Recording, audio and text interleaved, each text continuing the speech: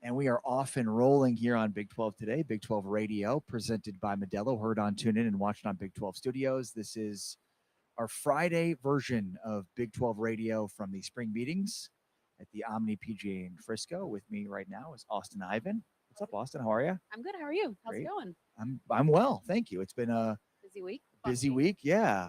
On today's show, you're going to hear from Bill Self, Tommy Lloyd, Randy Bennett, Molly Miller, Gene Taylor, the Kansas State athletic director, among others. We'll hear from football coaches, basketball coaches, athletic directors, administrators, many of the folks we talked to across the few days we were here at spring meetings. What stood out to you? What did you take away from these last few days here at spring meetings? Just that the conference is growing, all these teams are growing. It's so fun to see what the future for every single team is going to look like, because we're in a day and age where you don't really know from year to year what every team is going to do, what to expect, and that makes it fun. You come in and there's different names in the conversations for every different sports that you might not expect, so that makes it really energizing for all of these coaches and teams to come together and really be excited about the groups that they have, the potential. They're getting a lot of players. The portal game has been so strong. All these sports, women's basketball, men's basketball, names are flying around everywhere. So it's fun to see where everyone is going to land and how it's going to look next year. Well, and it's a great point, Austin. One of the things we've talked about is just how many programs across the board are growing and investing. And, you hear kind of news from some of the other conferences and what's going on, and there's a lot of infighting, and there's a lot of disagreement, and there's just a lot of strength within the Big 12 because of the way in which everybody's kind of together, one of one, 16 of 16, as opposed to previous iterations of the Big 12 where there were certain programs that maybe carried more weight, or at least like to think that they did. And I think what that's led to is, like, I'm going to ask you about Oklahoma State women's basketball in a moment, but like, they're going to be a huge power program moving forward under J.C. Hoyt and the investment they've made. We see Texas Tech, the amount of investments they've made across the board, and how much better overall all their sports are. And softball, Kansas winning the Big 12 in baseball and hosting a regional for the first time ever. TCU starting a women's beach volleyball program and winning a national championship. I mean, we obviously focus so much on football because that's what drives the bus. But when you look across the board at just the growth of all sports for all programs, it's pretty remarkable. It's the growth, and then it's also the quality of the sport. And Brett Gormark talked about this, how every single game, the league, all the teams are better because these players have so much experience. Now we're seeing players wanting to stay in college longer and wanting to stay at these universities. And so the quality of the games are taking it up multiple notches from what we've seen maybe 5-10 years ago. And so that's really exciting too, that you're seeing some really intriguing matchups in non-conference and especially throughout conference play. What do you make of 20 conference games? How many conference games do you remember did you guys play when you went to Oklahoma State? You're putting me on the spot. Well, because I was trying to remember. That's like 10 years ago now. It's like 12-team league you were in? Literally, you are putting me on the spot, and this is so embarrassing that I can't remember or tell you anything. But and by the way, you're not alone there. But I will. I mean, I was trying to think of like it was 12, then it was 10, then it was 16. No. Also, you have to think different. Like our travel was probably a lot easier than what it is now. Like the farthest we were going was either for Iowa State or West Virginia.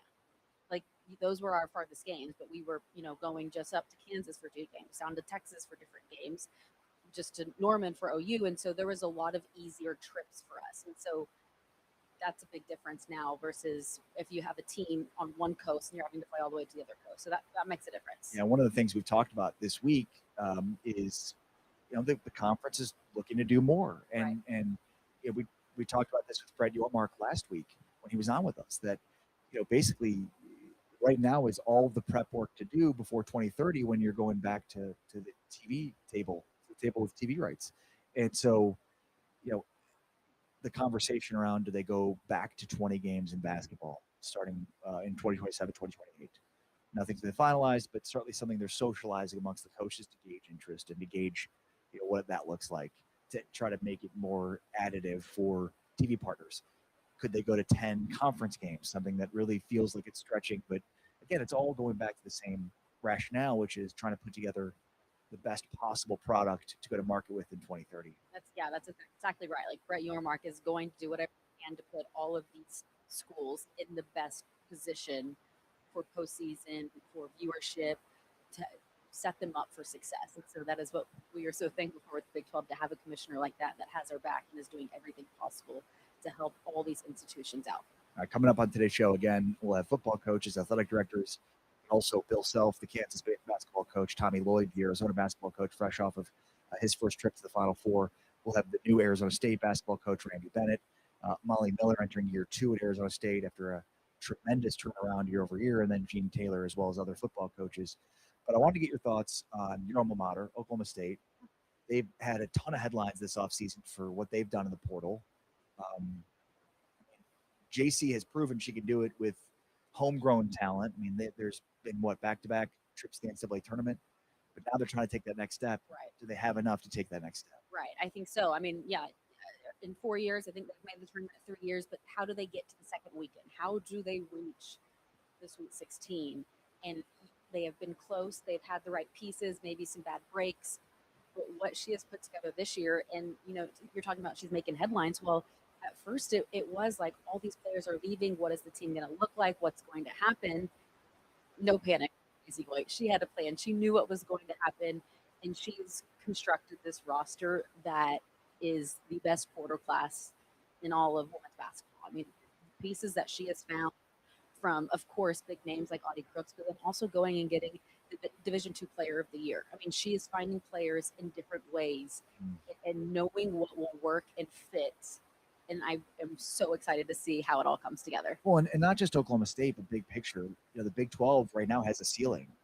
TCU has been that ceiling, and it's been the Elite Eight, and that's great. But how does the conference as a whole take the next step?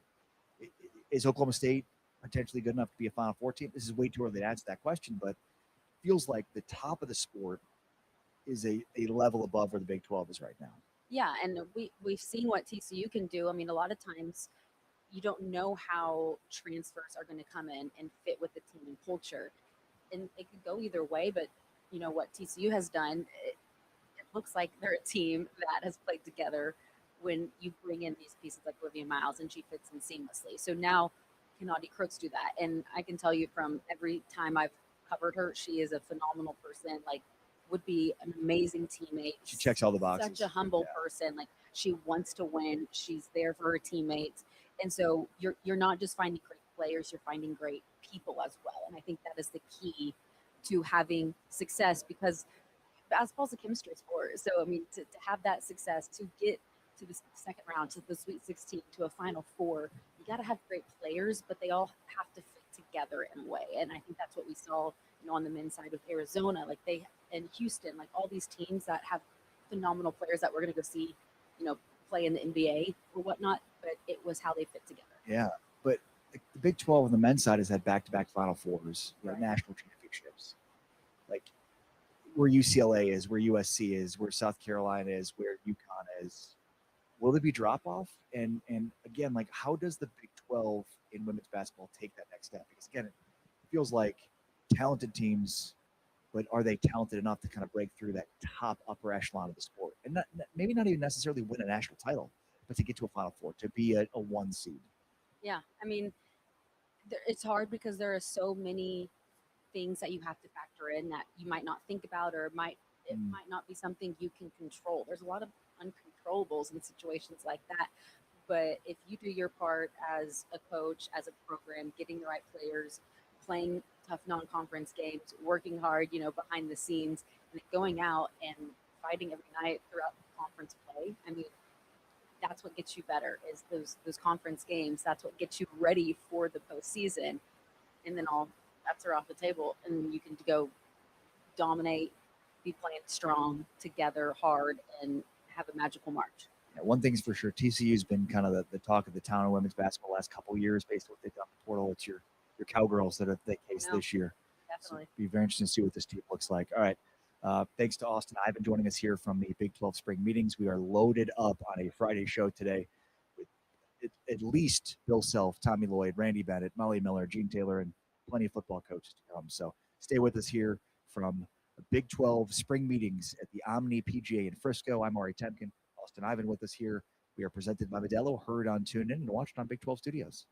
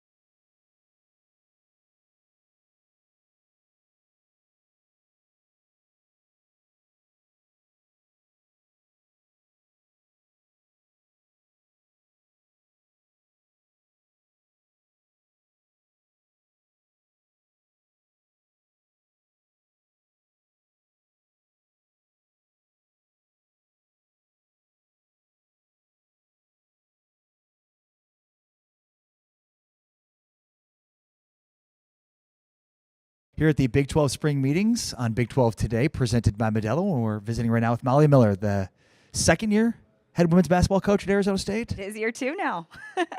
365 days ago was year 1. That's kind of crazy when we did this last. Crazy, right? Year 1, you make the NCAA tournament. That had to be a huge step forward for this program and for you.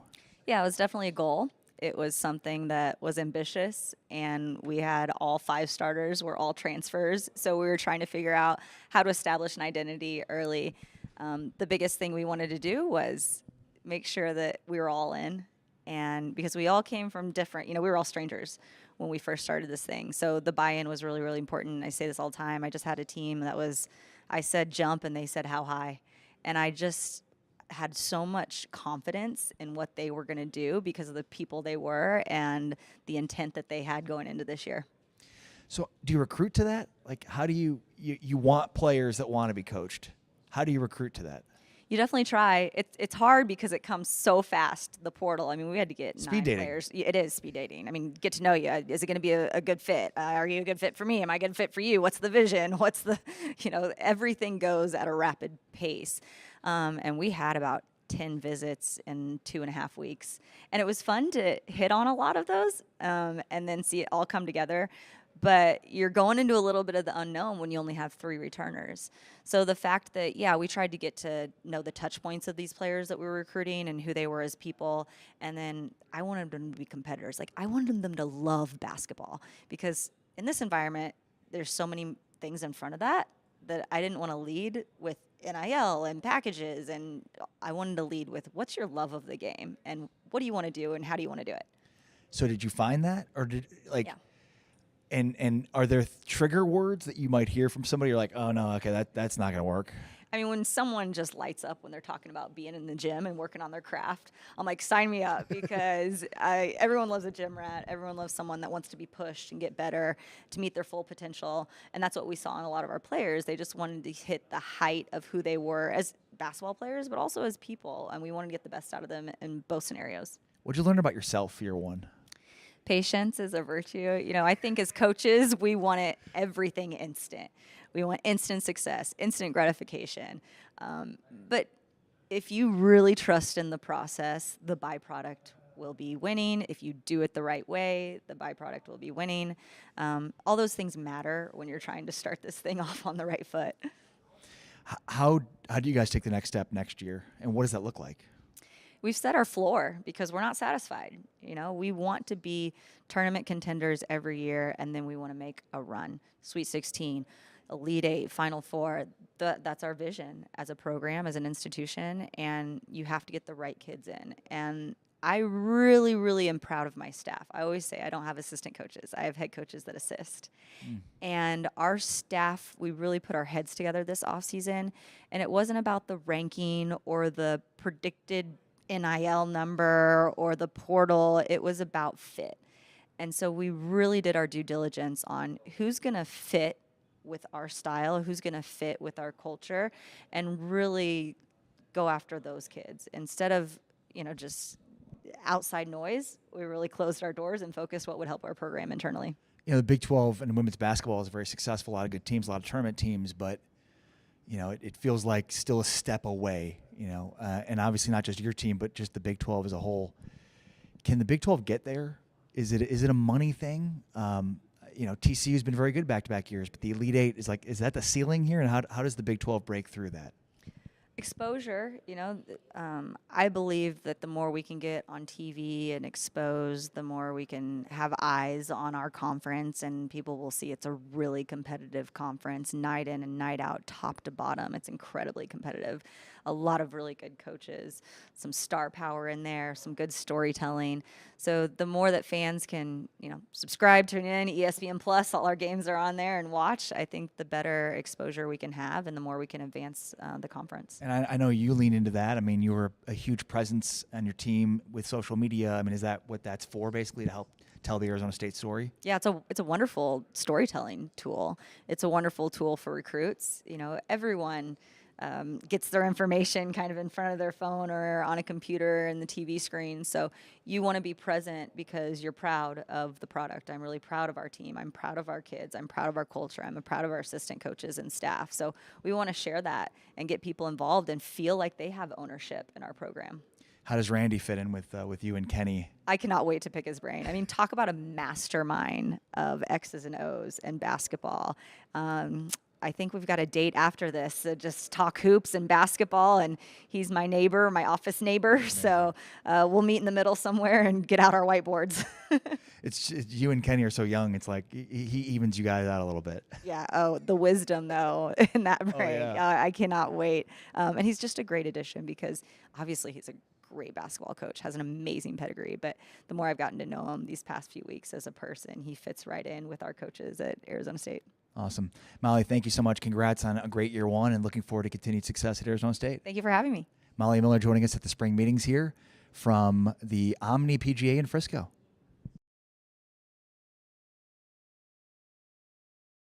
Visiting here at the Big 12 spring meetings with the new Arizona State basketball coach, Randy Bennett, joining us here. How are you, Coach? I'm doing great, thanks. I know Be on your show. when you were first hired, there was something going on illness-wise. Are you doing all right?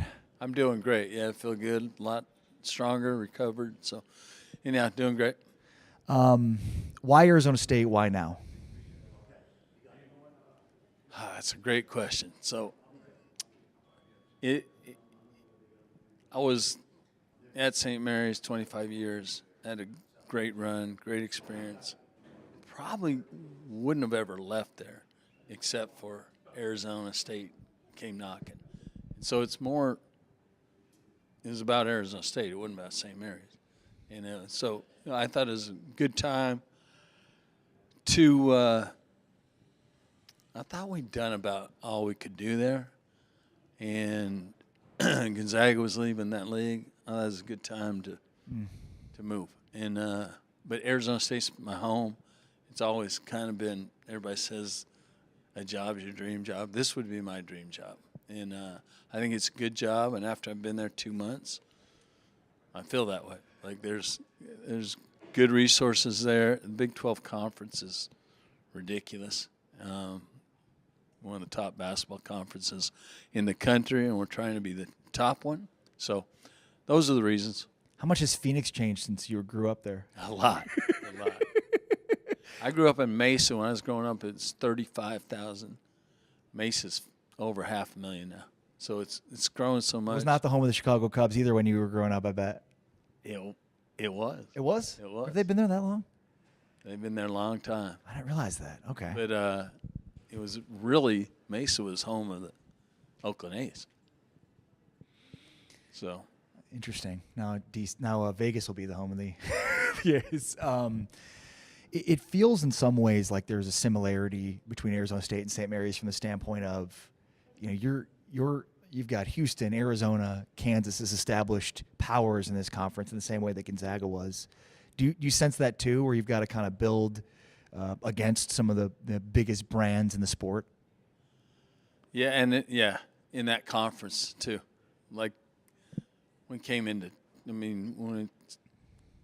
I came to St. Mary's, we were 8th out of 8.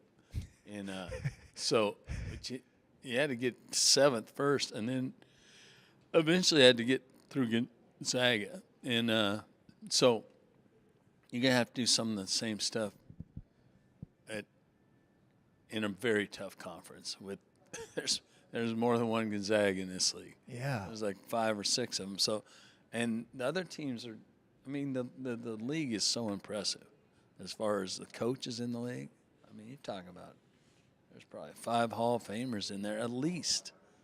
Future Hall of Famers, at least, as coaches. And then the programs are well resourced. I don't know.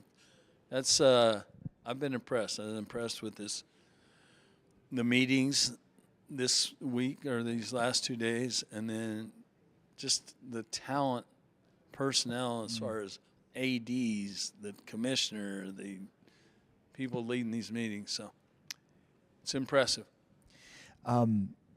Offensively, you're going to do what you do, right? Like you look at what St. Mary's did offensively and how good they've been consistently on offense. That's something that you're going to lean on same way here at Arizona State? Yeah, I hope so. I hope we're efficient. But yeah, I think style of play will be similar. We've been good defensively and been really good on the boards and then efficient offensively. But we're going to have to do it against more good teams. And night in, night out, have to do it on the road. And there's some ridiculous road games in this conference. So, yeah, that's the plan. How do you have such an efficient offense? What's the key to your offense that breeds efficiency? We play inside out, I think. And we play through our bigs in addition to play with our on balls. I think we usually have good shooters, which you need those to space the floor, and then you need to be able to throw out to them and hit open shots. So I think at the end of the day, it's because our shot selection, I think, is emphasized and usually pretty good. But, yeah, there's a lot. We have good players. Our shot selection's, I think, usually pretty Is good. it bigs that can pass? Is it guards that know where your shots need to come from? Both. Yeah. Usually the way we play with a lot of on balls, our point guards, we like to play with two of them if we can. Get really good at making decisions and getting the ball inside, things like that. So we'll play the same way. And then in terms of roster construction, obviously you're looking at the portal. You've had recruits that you were looking at. I'm sure there are guys from St. Mary's. Like, how does it come together? It's got to come together quickly. It's it's all happening so fast. And if you don't react, you're going to lose out on guys. Like, just give us a sense of what that was like when you're hired and immediately building the roster out. It's like speed dating. I mean, you barely get a chance to, maybe a week to 2 weeks, you get to find out about them, recruit them, get to know them, and you got to close it. And you just don't have much time to think about it. So, and some of these guys you've never seen play, and you got to make, like I said, you don't have much time, so you got to make good decisions in not a lot of time. And so I'd never really done it like that. We'd return 10 or 11 players every year. We'd get a transfer or two or lose a guy or two every year. But it wasn't, this year I had to get, to me, 13 new players. Actually, we brought 2 guys from St. Mary's. So those guys I'm familiar with, but it was different, and it's a challenge. I don't want to be in that situation again, but it was. I feel good about the guys we brought in, and I look forward to meeting them here soon. Yeah. Just curious for a guy like Patty Mills, who I was able to cover with the Spurs when I was in San Antonio, Matthew Dellavedova. Like, when do you know these guys could play at that level? At that level? Like when Patty's Like playing for NBA? you. Yeah. Like, how quickly were you like, yeah, this guy can play at the NBA? Or does it not 2 happen? years. 2 years. 2 years, like, you got it. You can Well, I should have known quicker on Patty at 37 against Oregon in his 3rd college game.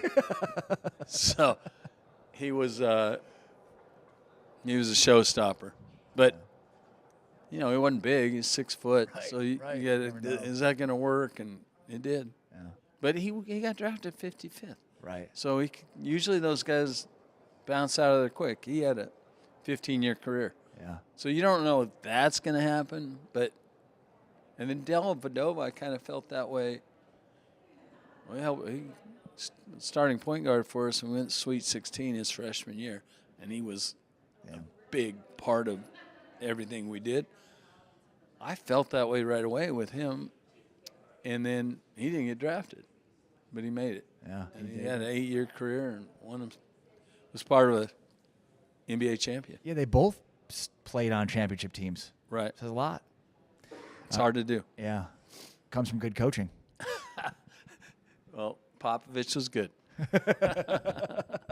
Randy Bennett, the new men's basketball coach at Arizona State. Good luck this year, Coach. Thanks so much for your time. Thanks for having me on.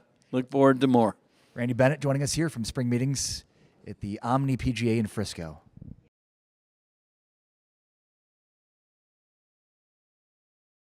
Jordan Tyson. He found Tyson. Airborne. Got it. Get downhill fairly quickly. And big shoes to fill with Cam Scatterbo now in the NFL. Looking for the corner and the catch. Touchdown, ASU. Malik Brown takes his turn. Off play action. Levitt's playing Frogger back there. Oh, he found Tyson. Airborne. Got it. Outrageous. That's been outstanding time from that college's defense. Levitt throws a laser. It's caught. It's Tyson. It's touchdown. Responds. Another fourth down forthcoming. Touchdown. Touchdown. Tyson. Tyson. Sam Levitt back at the switch. They motion out of the pistol. Play fake. Going vertical. Tyson the target. Contested catch through two. One of the best in college football. Gets the night started in Tempe. ASU offsides. It worked until it didn't. Now, on a little end around, give into the end zone. Tyson touchdown.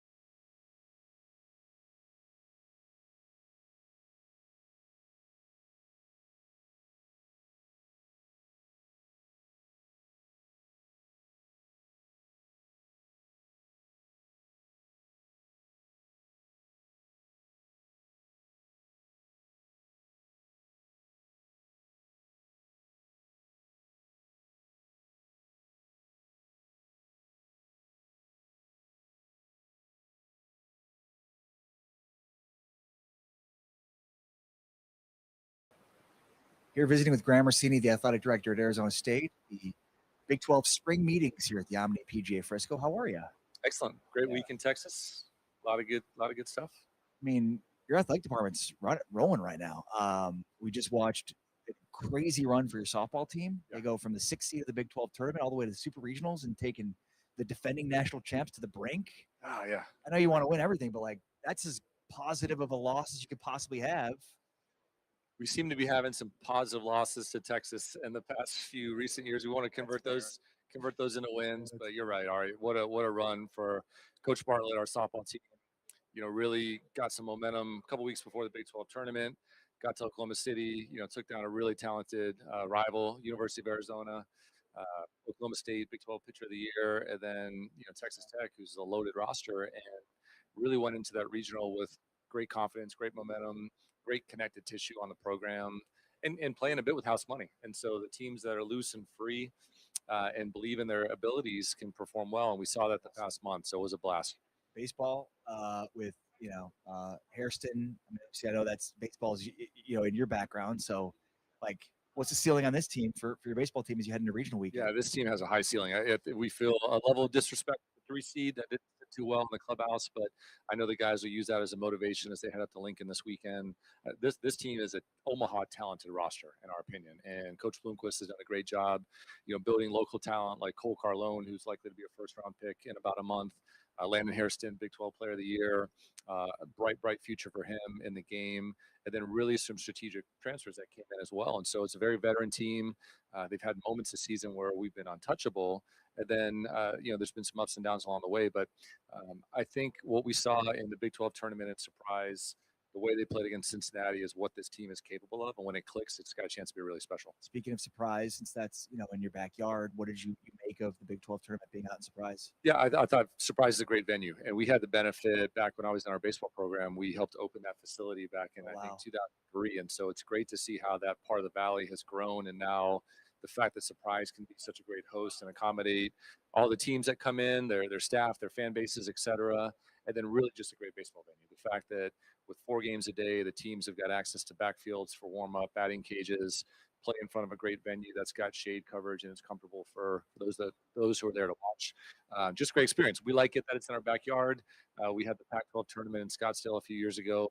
Never had the good fortune of playing in a night game and playing in front of good weather and a home crowd, and got that last week. So we're all in favor of it staying there in the Valley. Yeah, and look, obviously proximity. I live in Dallas. A lot of the Big 12 is in Dallas, but it's a huge venue. And I just thought watching on TV and Surprise, it looks better aesthetically to not be in a 60,000 seat stadium. That's barely a third full. You still want the atmosphere for the athletes, and they're competing for something special, and it needs to feel like a big deal. And when you're in an environment where the crowds can plug in that way, and you've got that sense of this is a big deal, and it doesn't feel lost in a giant building in a sport that may not need that full capacity. But that's the beauty of our conference. I think you look across a lot of our conference championships, and that we've been able to figure out whether it's Surprise for baseball, Oklahoma City, Kansas City, and the way that we populate that. Obviously here in the Metroplex, the beauty of this conference is our footprint and the fact that you can really find these host communities that want to get behind these events and just play it up and have a great experience for all the programs involved. Talking with Graham Rossini, the Arizona State Athletic Director here on Big 12 Radio from spring meetings. All right, so we're kind of going around the horn here, but you hired a new basketball coach. Tell me what you like about Randy Bennett and why it made sense. Yeah, for a lot of reasons, most importantly, his track record. 25 years of winning at a very high level at St. Mary's, one of the most respected minds in the sport. And it's been amazing since we hired him, even this week, all the coaches that have been with him, learned from him, coached with him. And his tree is pretty legendary across the sport of basketball. But, you can't replace that winning track record that he's had over many decades. The fact that he's from the Valley, he's got a deep connection to our marketplace. He's got a lot of relationships throughout the Phoenix metro area, the state of Arizona, and it allows him to hit the ground running. And he made a good point as we were talking to him about it's been quite some time since ASU's had a coach with West Coast roots, and being able to recruit the Pacific Northwest, up and down California, Arizona, New Mexico, Utah.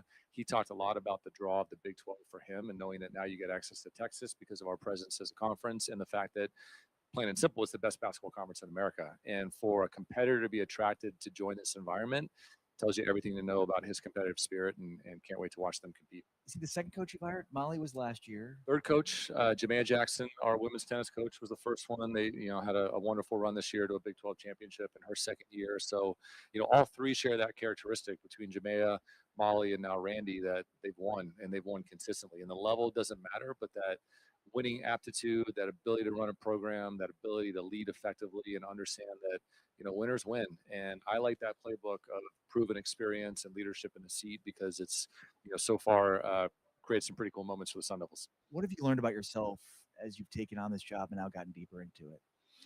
Oh, I feel like we're learning every day. And part of that is because college sports is just literally evolving. It seems like on a week by week basis. But, as a first time leader, just the strength in colleagues. I found this conference to be enormously collaborative. And I give Kirby from Texas Tech a lot of credit. Even before I got the job, I had the benefit of being at a lot of the AD meetings for maybe 4 or 5 months. And, Kirby, Chad Weiberg, Mark Harlan, to select a few that just were really helpful, taking an interest of, hey, if you got a chance to do this, we want to share some insights and maybe give you a hurry up offense that we didn't get when we earned the opportunity. But their perspective and the fact that we're all trying to solve the same challenges and create the same opportunities. We're competitors when the lights go on.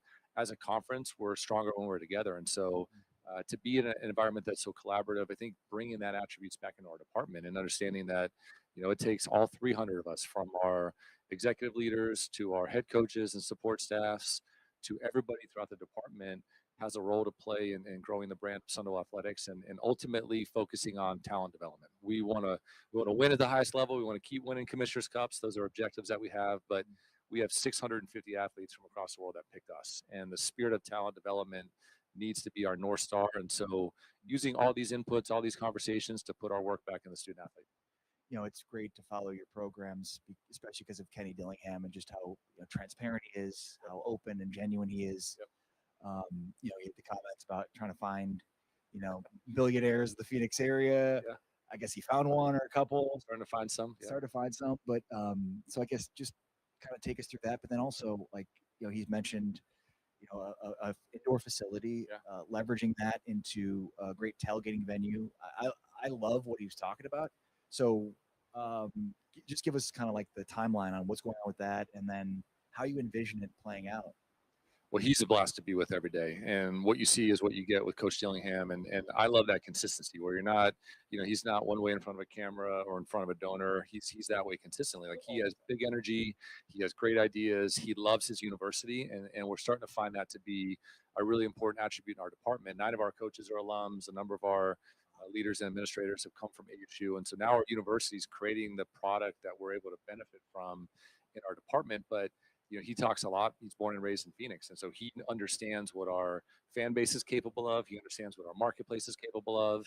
And he loves this university so much. And so that energy is infectious. Certainly within football and everything that we're starting to do in that program, but throughout the department, throughout the university, throughout the city for that matter, he's a beloved figure across the state of Arizona. And so we're lucky to have him leading our program. And he's got a great ability to connect and a great ability to bring people into problem solving and creating opportunities. And the fact that we've got people stepping up. We just had about a month ago a $10 million gift from Brian and Kelly Sweetie, incredible supporters of our university that stepped up to endow our head football coach position.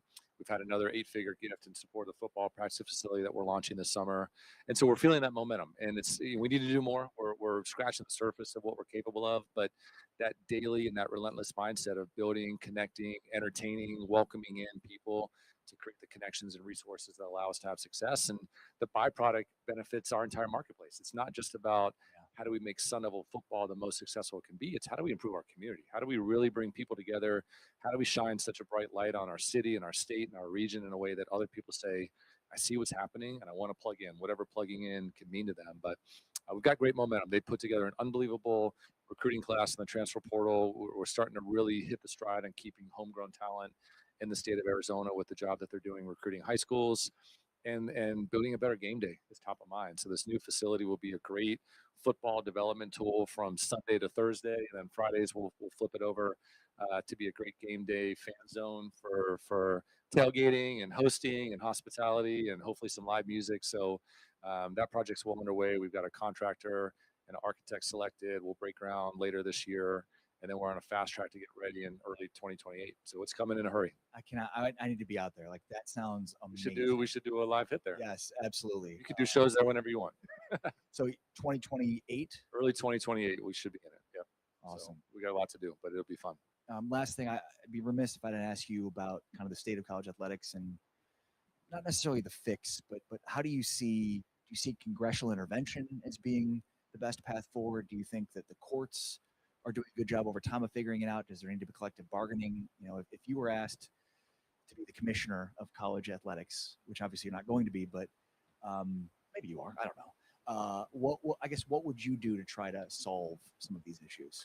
The tone of this week has been really productive in terms of, let's not complain about the things that we can't control. Let's really identify the issues that we can really take some strides in. And so I think some form of national standards, whether that comes through Senate or the federal government, or whether that's just sound decision making across NCAA membership, needs to be a big part of what we're thinking about.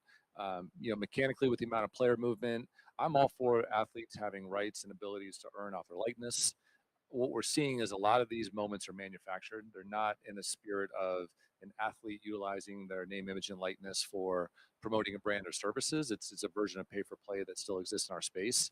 We've got to solve for those things. We've got to get, I think, our arms around two primary issues. One would be having agents certified and registered, having a cap on commission, making sure that we're all dealing with reputable characters in that space that are looking out for the best interests of their client.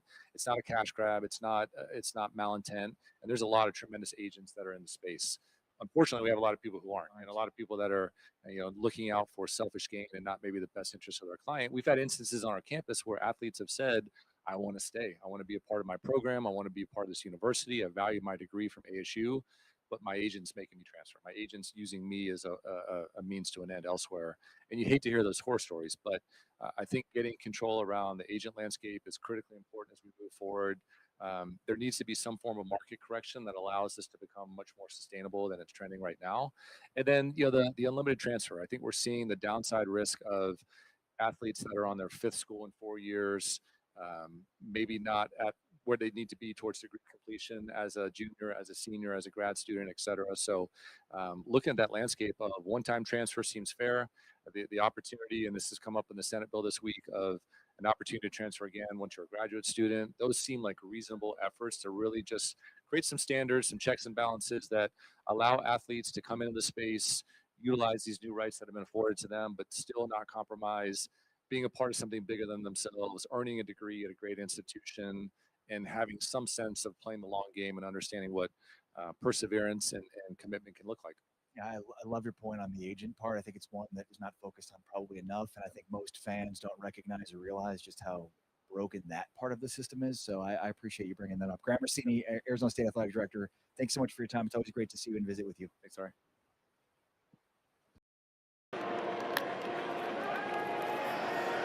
Robertson. That's picked off. Keith Abney with the pilfer.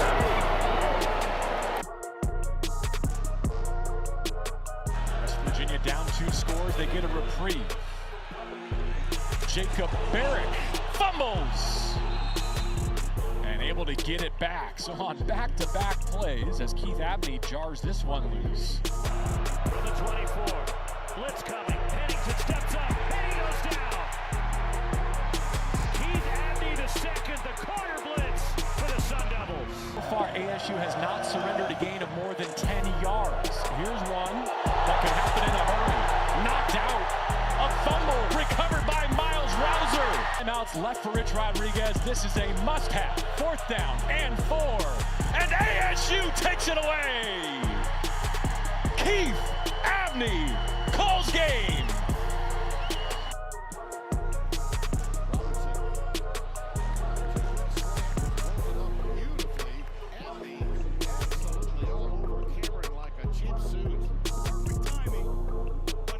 He needs 4. Handles a high snap. Lets it go. Right pylon. It is. Incomplete. Chris Don the target, and a matchup of ones. Keith Abney wins this round.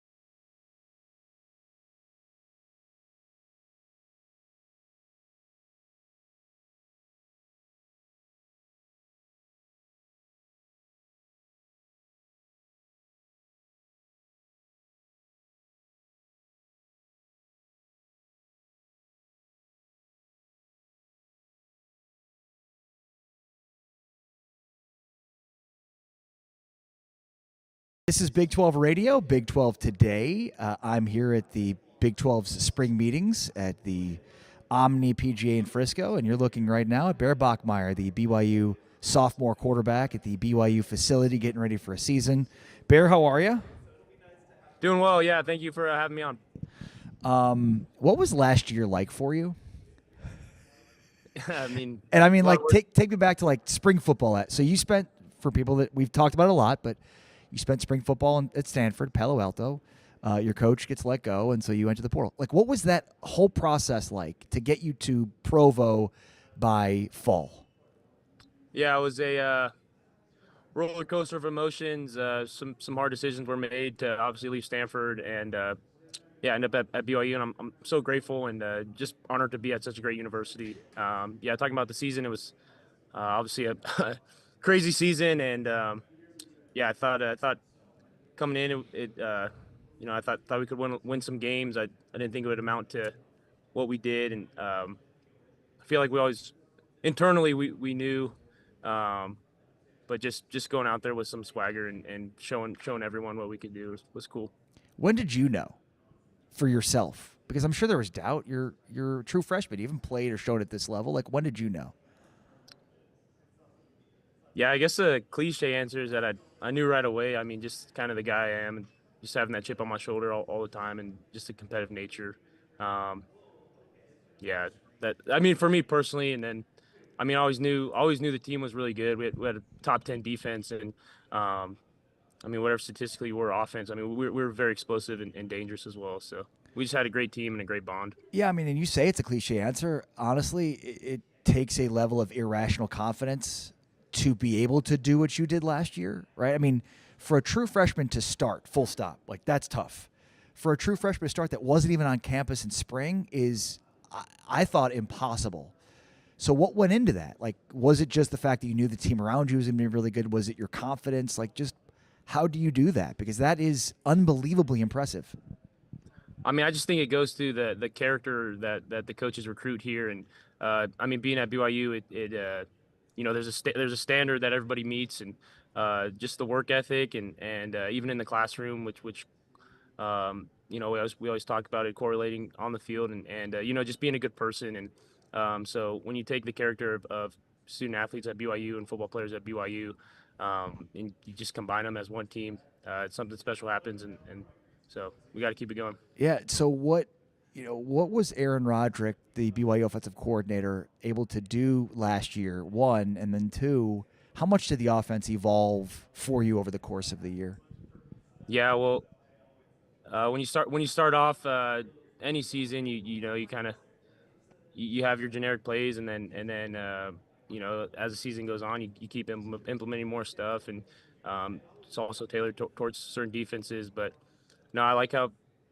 I mean, a lot of credit goes to Coach A-Rod and bringing me along, and just having that trust and confidence, and it made me play free, and it kind of showed the player that I was, and it's testament to Coach A-Rod for sure. So what is it, now having the full off season, like, what has that meant to your development? Yeah, a lot. I obviously have more time to, build chemistry with the guys, and off the field activities as well. I'm a big believer in off the field activities, building that camaraderie, and so whether it's like pool parties or we were in Southern California for a little, so just building those bonds. Yeah, so how do you do that? Is it about you kind of organizing a group? Like, kind of give us a sense of that. Or is there a bunch of you guys that are from Southern California, so it was easy? Like, kind of give us a sense of that. Yeah, we did a little training deal in Southern California, but it's not too hard. It's usually, hey, do you want to go grab a burger or whatever, and then it's kind of just how you bond. What question do you get more, about your first name or about your number? Probably the number, but the name is there as well. And Bear is your actual name, yes? My real name's actually Michael, yeah, named after my dad. Okay, got it. But Tiger is also, like, same thing? His real name is actually James. Yeah, he's the lineage of the names. Tiger's James the 4th, and then I'm the second, named after my dad.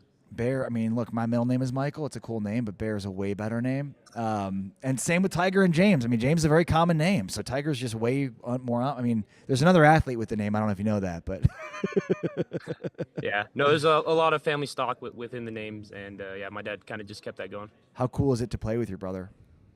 Very cool. Yeah, he's it's just awesome having my brother with me. We live together, and yeah, we did a road trip with some of the teammates up to Colorado for Memorial Day, and it was just a great time to yeah, me and Tiger there, and just all the teammates, and it's just really fun. What'd you guys do?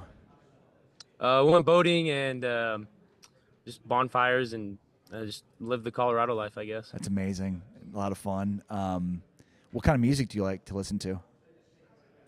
I like country, and then like when I want to get groovy, I listen to, like, old R&B. So Nice. What do you have like a specific routine that you do before every game, music or things you eat before every game?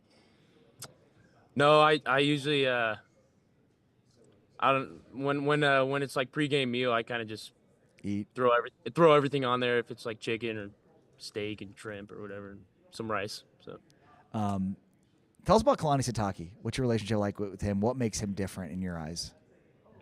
he's just the same guy every day. I mean, I've gotten this question actually a lot of times, and he's just authentic. He's himself 24/7, and he's a great man to play for, and he's a great mentor for us players to look up to. What'd you learn about yourself last year? I mean, I think just earn like I've earned the right to play with confidence and play with swagger, and I mean, I always had that chip on my shoulder, but just playing last year, I feel like I can just carry that kind of confidence with me, and you know, when I'm in between the lines. So How much different will this offense look, do you think, in 2026? I mean, thought we looked really good last year. I don't, you know, we got some great new additions that'll spark the fire, and you know, we always have a good run game with LJ and the boys up front. So yeah, we're gonna be really dangerous. And the last thing is, you know, you have a really good feel for the run. You know, you may not have like the most yardage or be the fastest guy running, but you seem to just have a really good feel for the game of when to run and miss tackles. Like, what is that? Is that just natural to you? Is it just studying the game? Yeah, just natural. A reason why you know, big factor in coming to BYU was Coach A-Rod's scheme with you know, a lot of pro style principles, but then the implementation of the QB run game, and you know, that's who I am. I'm not going to shy away from running the ball, and it just gets us in a rhythm and gets me in a rhythm as well. So I made it up. So Hank doesn't have an awesome animal name. What's with that? Why is Hank left out? Hank is his nickname. He's named there again. There's a lot of family lineage, Sure. and yeah, his real name is William Lawrence Henry Bachmar, actually. But yeah, just long story. But yeah, he's just named after my dad. Kept the names in the family, and just yeah, it's really cool. But no, like lion or, you know, bat, or I don't know. I mean, like you and Tiger got cool, awesome animal names. Like why couldn't Hank? It was just No, I mean, it's Hank is actually special to me and my family, and like my dad's uprising as well. So yeah, his name's Hank. Awesome. Bear, you're the best, man. Wish you nothing but the best of luck this season. It was a lot of fun to watch you last year, and can't wait to see what you do this year, man. Thank you for your time, and be well. Yeah, thank you so much, and go Cougs.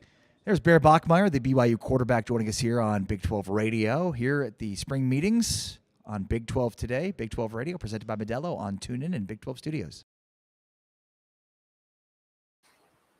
At the Big 12 spring meetings here at the Omni PGA Frisco, BYU head football coach Kalani Sitake. How are you, Coach? Doing great. Yeah, means the season's even closer, so I'm excited. How has the work been going throughout spring and now into summer? Yeah, really good spring ball. Proud of the way the guys are working, and they got some time off, and they're back at it now. So, you know, we're getting right into the heat of the summer. It's going to be a lot of fun. What did you notice from Bear from the Big 12 championship game experience to now? Yeah, I thought he's grown quite a bit throughout the whole season, and then I thought the extra added practices were really valuable for him in the bowl prep, and then going against a great opponent like Georgia Tech was really good for him too. So hopefully we can keep that momentum. I thought he did great in spring, and it was good for. We didn't have that spring with him before, so it was good for us to get some extra practice with him and get the timing, and also he's a leader. I think before. Last season he was a freshman, just trying to get used to college, and now he's a leader on our team, and he's starting to really feel comfortable, where he's at with the offense, and so we just got to keep building the momentum. The thing that amazes me still is, it's hard for a true freshman to start, period, let alone one that wasn't on campus in spring. Like, Yeah. Can you just articulate how rare that is? I think there's a couple of things. Like he's gifted, and maybe that probably helps out having brothers that have played Division I, and even his brother Hank played quarterback, and so at a very high level, and then having his brother Tiger be a receiver. So I think he always had people that he could throw to, and he comes from an amazing family, and then you combine that with the really good coaches that we have.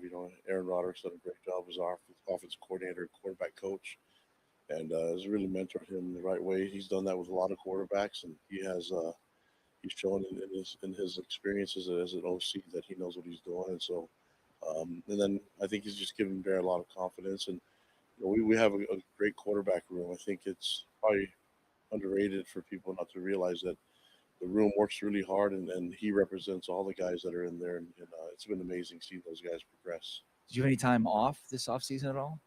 Oh yeah, I mean, there's it can't be football 24/7, So obviously there's some things that you got to work on, and but yeah, the guys they're still kids, gotta within reason. I mean, they got to stay in shape, but we want them to go through the phases of the off season and get ready for the season. What about you and your family? Did you go anywhere? Did you do anything fun? Oh yeah, I hang out with my kids and the family, and I always do Disney trips, so that's kind of what we're going to be doing. But I always try to find time to eat more food too. What's your favorite?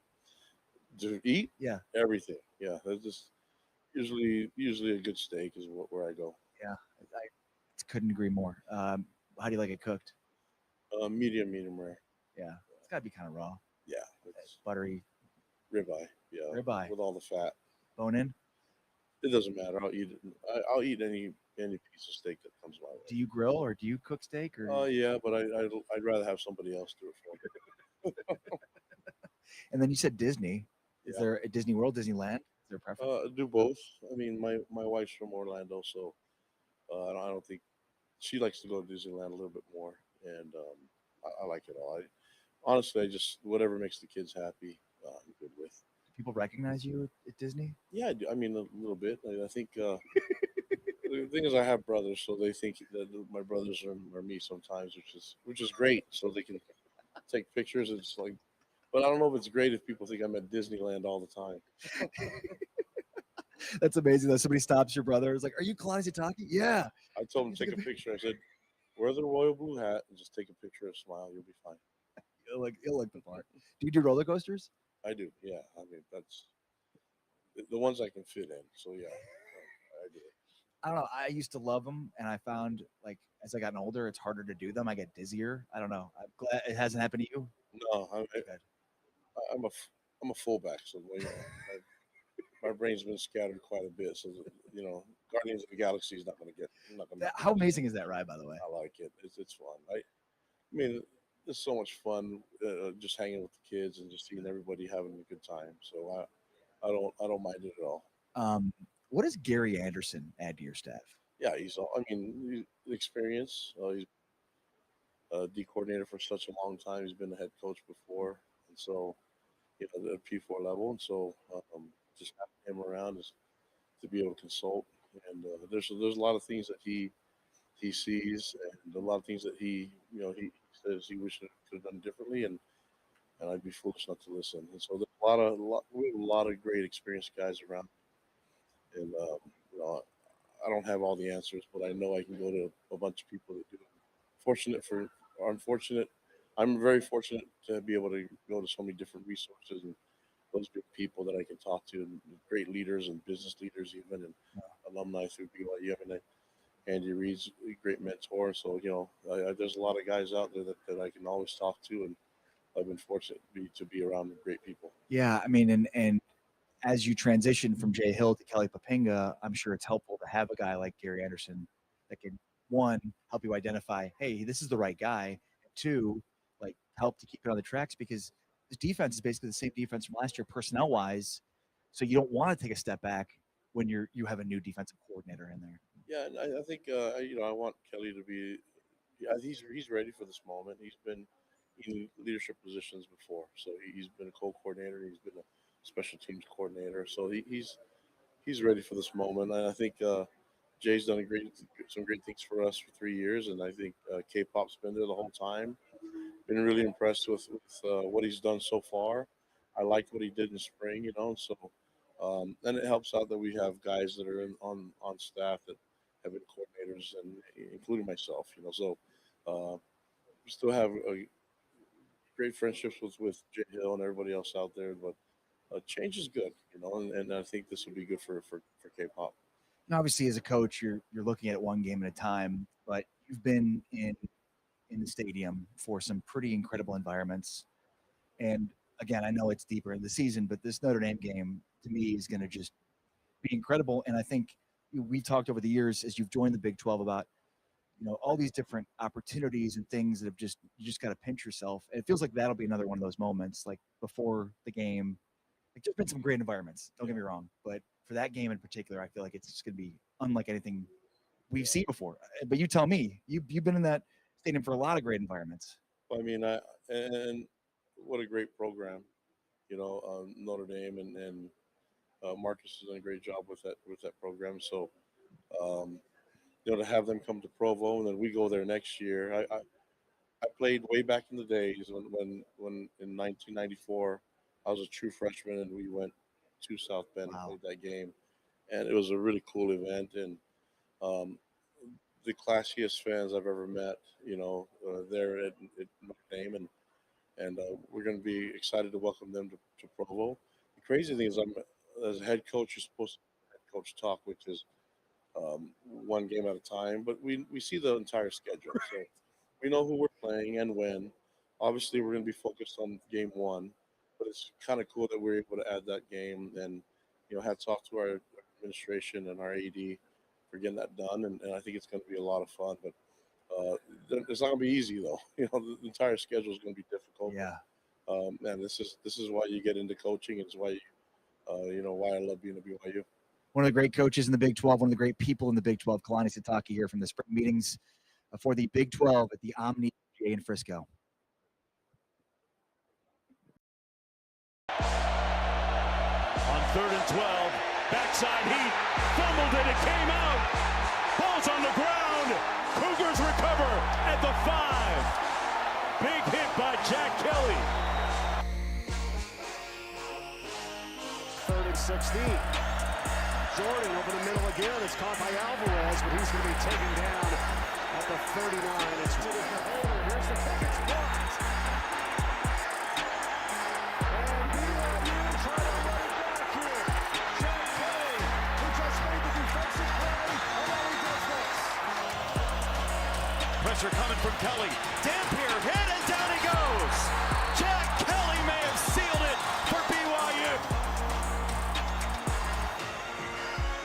Inside pressure on Hauser, and he's dropped. Jack Kelly, it was just a matter of time. This season getting worked on here. Backside pressure. Hauser feels it, will not get away. And that is number 2 for Jack Kelly. On the draw, dangerously close to being a safety. Micah Ford hit by who else? The ubiquitous, ever-present Jack Kelly. Salter flushed out, being spotted, dragged down at the 38-yard line by Jack Kelly.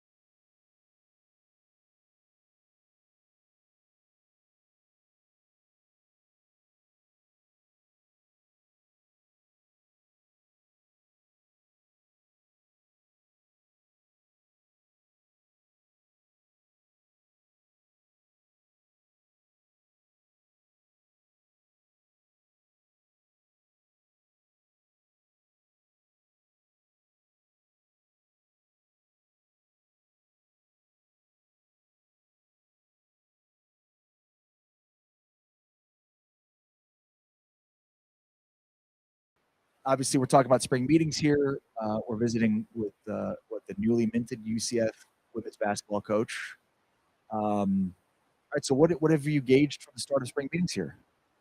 Just support, right? Our commissioners, next level, leadership, energy. I was very impressed. It's my first time, obviously, meeting him personally. Came up, shake my hand. That meant a lot to me. But right now, to be honest, I'm just sitting back, right? Coming from the SEC, an assistant. I'm just learning, figuring, the way that we do things here. So I'm just sitting back, taking notes. But excited. Women's basketball, right, is growing rapidly. And just blessed, right, to be in the position that I'm in right now, leading UCF and having the opportunity to impact these young women. Gabe Lazo, UCF women's basketball coach, joining us here on Big 12 Radio. Spent time as an assistant at Florida International, played at Florida International, Stony Brook, George Washington, Mississippi State, also Tennessee as an assistant. So in going from the SEC to the Big 12, like what, and obviously it's so new, but like what have you noticed are maybe some of the similarities or differences? Yeah, I mean, at the end of the day, it's a big-time league, right? It's a Power 4 league. Recruiting, right, is always going to be recruiting. But, being in Florida, right, I haven't had the opportunity to go to the Power 4 level in the state of Florida. It's definitely an attraction. The city of Orlando is something that, as a staff, we really try to, just push and advertise, and young women, are excited, right? The weather, the opportunity to play in the Big 12, and the opportunity to help build, right, from the bottom up, impact at UCF is something that we're excited about. But the SEC, it's a different league, right, compared to the Big 12. From who do you recruit and the styles of play. Coaching here in the Big 12 is extremely high level. It is too in the SEC, but there's nothing that the Big 12 has to be jealous about when it comes to comparing, to the SEC. So you were set to take an assistant job in Kim Mulkey's I staff. did. No, I did. I took it. It was not for 2 days. Okay, it was a little longer than that. That's not bad. So, yeah, I mean, look, it's like you get an opportunity to be assistant coach of that staff, you're going to take it. And you get an opportunity to be a head coach, you're going to take that too, right? For sure.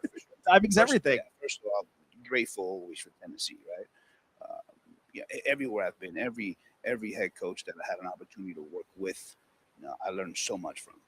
From FIU to my time at Stony Brook, GW, Sam at Mississippi State was so impactful in my growth as a young man, as an assistant coach.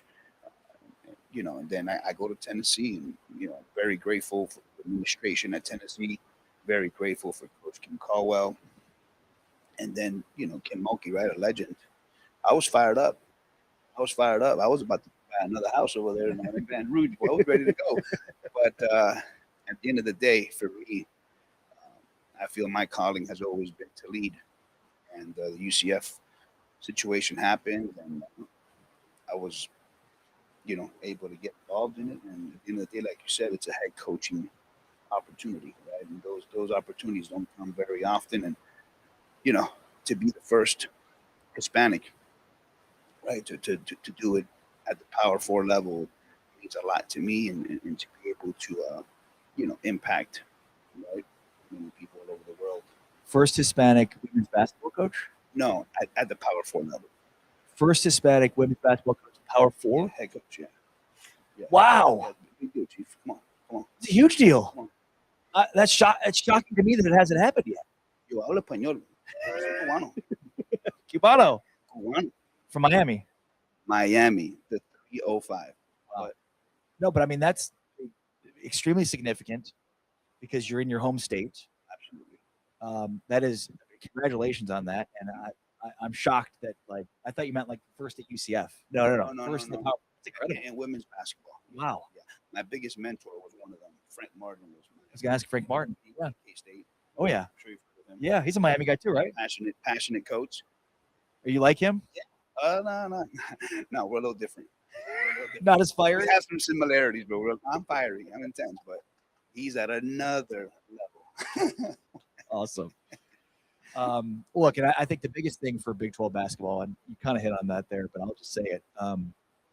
Big 12 has been good at the top, but it needs to be better because, you look at women's basketball and you can kind of expect when the season goes who the Final Four teams are going to be, way more so than you can in men's basketball, right? And you've got to be a 1 seed to break through, it feels like. And TCU's been close.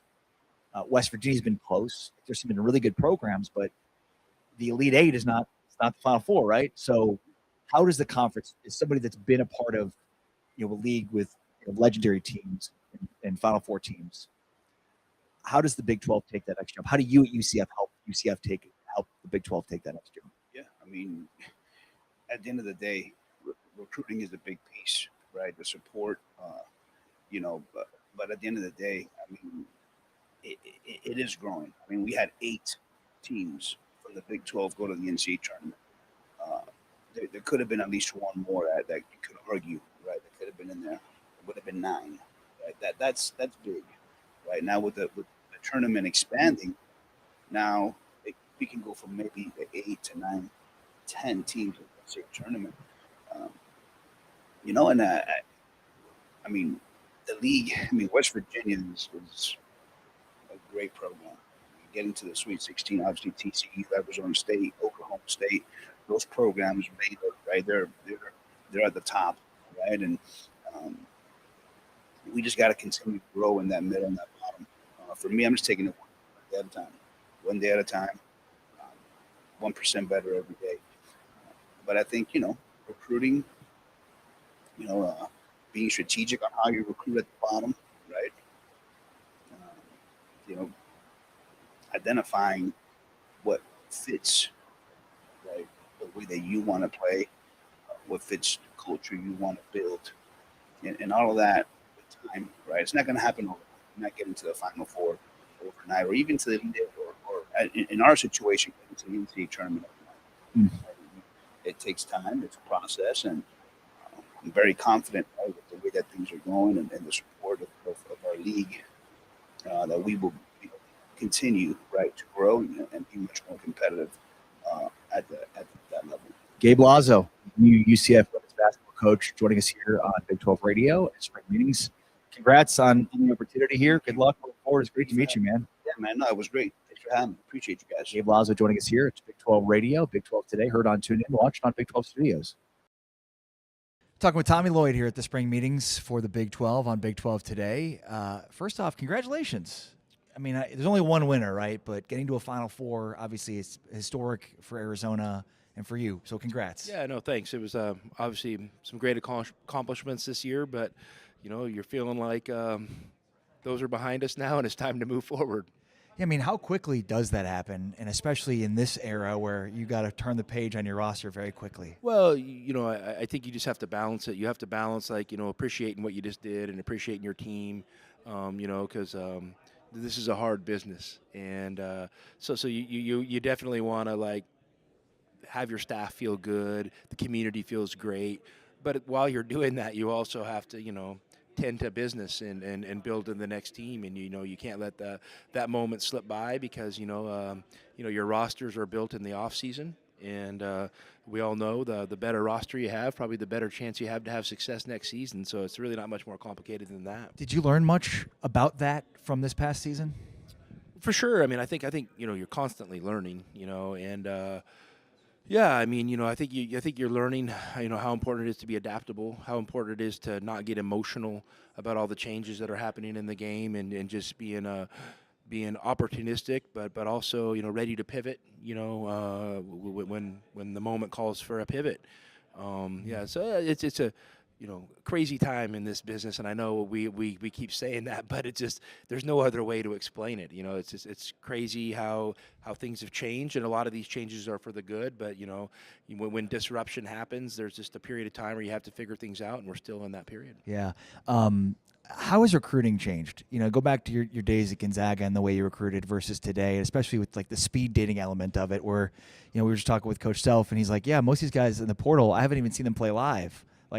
Would that ever happen previously? No, I mean it's definitely different, but with the access to film and just the more access to analytics, I mean there's a lot of ways to evaluate, so I think it's really important that you know yourself, the things you value, and what you want your program to be about, and how do you go about identifying those things in a timely manner, and you have to be efficient, and you have to be intentional. And you have to make good decisions, and like any business, any industry, or just life in general. So I think it's just you got to stack up a bunch of good decisions one at a time, and that's what we try to do at Arizona. I mean, we don't have a crazy master plan. We're just trying to go good decision by good decision and take advantage of opportunities when they show up. Forgive me for not being on top of it. Is Koa coming back or not, or we don't know yet? We don't know. No, we don't know. Is there a deadline here? It's tonight. Yeah, it's tonight. Okay, so tonight's the deadline. He and his family are figuring it out today, and we've obviously given him the space to do that, and whatever Koa decides, we're going to be supportive of. He's an awesome young man, an awesome basketball player, and he made a huge impact on our program this year, and so I know he has success in front of him no matter which path he chooses. Yeah, no doubt. I'm going to ask you kind of what I imagine construe as a very simplistic question, but because it's probably not this analog. But like sometimes you can develop a player to get to the next level, and it also helps you win a national championship. But sometimes those two things are at odds with one another. Is that fair to say? Yeah, for sure. I mean, I think that's one of the, the challenges of this job, and when you're dealing with, young, talented athletes is, how do you balance the team aspect and the winning for the program and the team, because that's what you're hired to do with developing the individual talent. And I mean, I think it's just I think I think you have to understand there has to be sacrifice, especially from the individual side, for the betterment of the team, and that kind of has to be a core tenet of your program. And so choose wisely, choose guys that are excited to celebrate the success of their teammates, where it's just not all about them. But and then on the flip side of that, I think you got to make sure, as a coach, that you're communicating with the player like, hey, I want you working on X, Y, and Z because that's really going to help us and it's going to help you with us. But I also understand you got to work on A and B too, because you're trying to develop your individual game, and I don't want to stifle your long-term development. So I think you just have to communicate with guys, and there's a fine line there. But the most important part is finding players that are willing to sacrifice a little bit of themselves for the team. Yeah, well said. And the reason I brought that up with Koa is Koa probably is getting feedback from the NBA that says he's got to develop a three-point shot or more of a consistent perimeter shot. That may not be the best for Arizona to win a national championship. So I think sometimes developing players and winning at the highest level, they coincide, but sometimes they don't. And I'm so interested in that part of it from a coaching perspective. Yeah, and I think you just you gotta let players know. For example, Koa does so many good things. Yes. I told Koa we're never going to focus just on shooting, but he worked on shooting every day. So and I also told him to him guys generally develop their best shooting years when they start getting in their mid-20s. Shooting's a skill that you can continue to get better at. So he's going to be a really good shooter someday. I mean, I've never had any doubt about that. And what's cool about him is I think he's an impactful winning player while he's developing that. Yeah, well said. That was why I said it was simplistic, because you're like, yeah, he does so many good things. And Kawhi Leonard was a 30% three-point shooter at San Diego State. So guys do become better shooters. Good player. Appreciate you, Tommy. Thank you. Good. Thank you. Tommy Lloyd visiting with us here at the Big 12 Spring Meetings at the Omni PGA in Frisco here on Big 12 Today, Big 12 Radio, presented by Modelo, heard on TuneIn and watched on Big 12 Studios. Hustles and gets the rebound and finds Burley. Oh my goodness. Oh! What a dunk from the freshman guard. That was big time.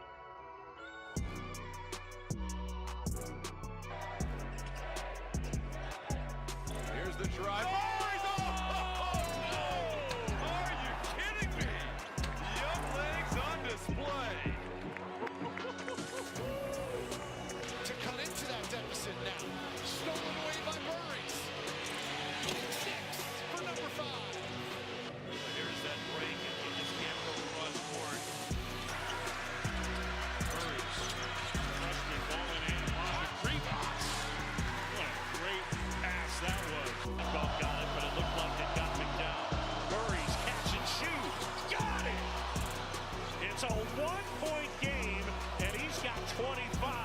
Just enough room to catch and shoot it in rhythm.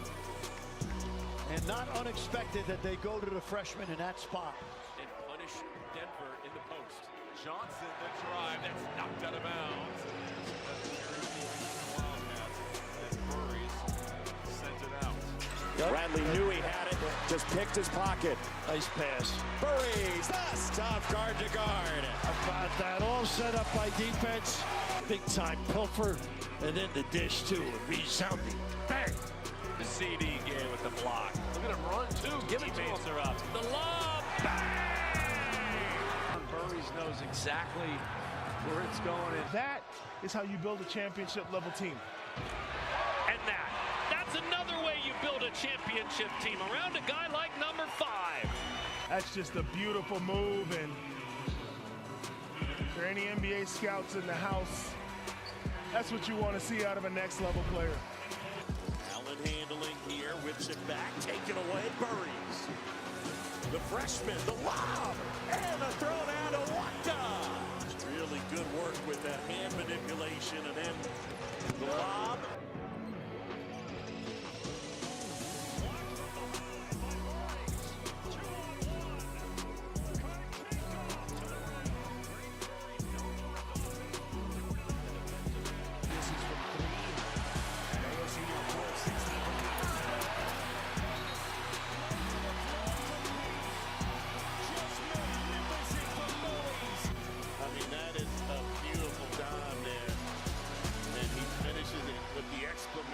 Point.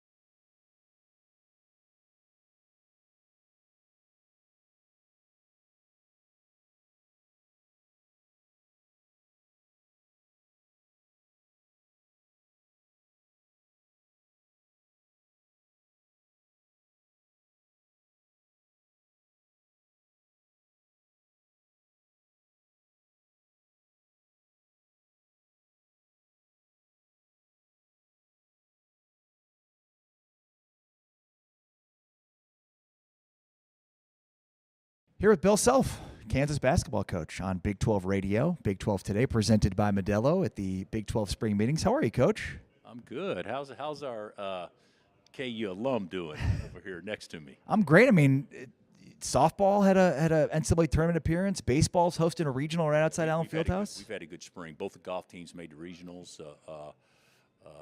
but the story of our spring is definitely our baseball team. They're killing it. Have you been out to Hoagland Ballpark? You know, sad story. I'll be there this weekend. Awesome. It's not because I talk to Fitz all the time and everything, but it's been a little bit different for me getting over there this spring. But I can't wait for this weekend. Yeah, no, absolutely. It's going to be a lot of fun, and hopefully on to the Super Regionals, and who knows from there. Yeah. You going to go to Omaha if KU is there? Absolutely. I'm going to follow them the rest of the way for sure. That'd be great. All right, let's talk a little bit about your team. What'd you learn about yourself last year? I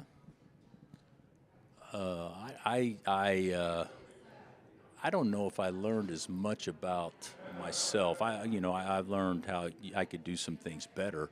There's no question. But this era, and it's not an excuse, is fragile because one little thing that doesn't go as planned, if it can totally derail a situation. Whereas in the past, depth can make up for that as much, but you got to have a budget. So with the budget, you can't really afford maybe depth as much because your third or fourth or fifth guy could be somebody else's first guy, and so money-wise, and so it's hard to develop that unless they're homegrown from freshmen and stay in your system. I liked our team last year. I don't think we were ever whole, and it's no fault of anybody. I mean, DP tried his ass off. He just couldn't quite get whole, and everybody else tried hard. And when we were good, we were good. But when we weren't, we took a big dip. And I would say the biggest thing that I probably saw is depth. It's hard to when your A or B guy goes out, are you good enough to still survive with them out? And we did to an extent, but we couldn't do it over time. And I'd say, whatever you do through the portal, you just got to get some depth. To your credit, though, you talk about things not going your way. How do you pivot? You, at one point, were coaching two different teams. Yeah. That's what it's felt like from the outside. Yeah, but that's all right. I mean, everybody deals with crap all the time. Sometimes dealing with definites is easier than not dealing with indefinites.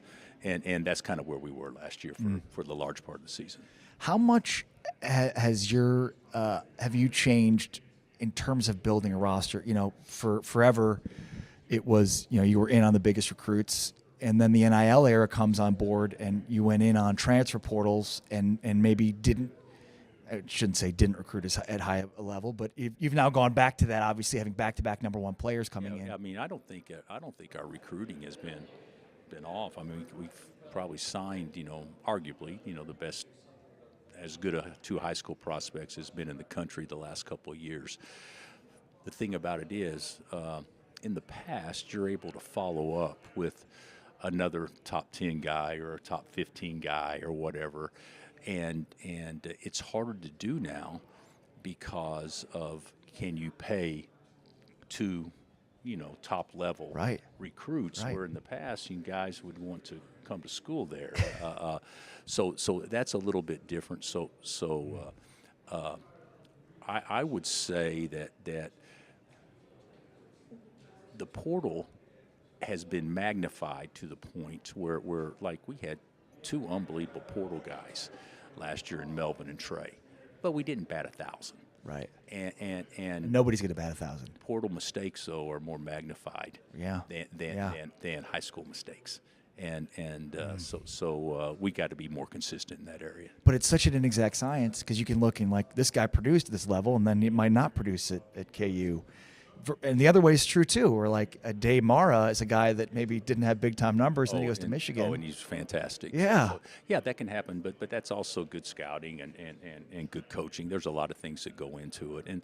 But I'm really excited about this next year's roster. But I was excited about last year's roster too. I'll be honest with you.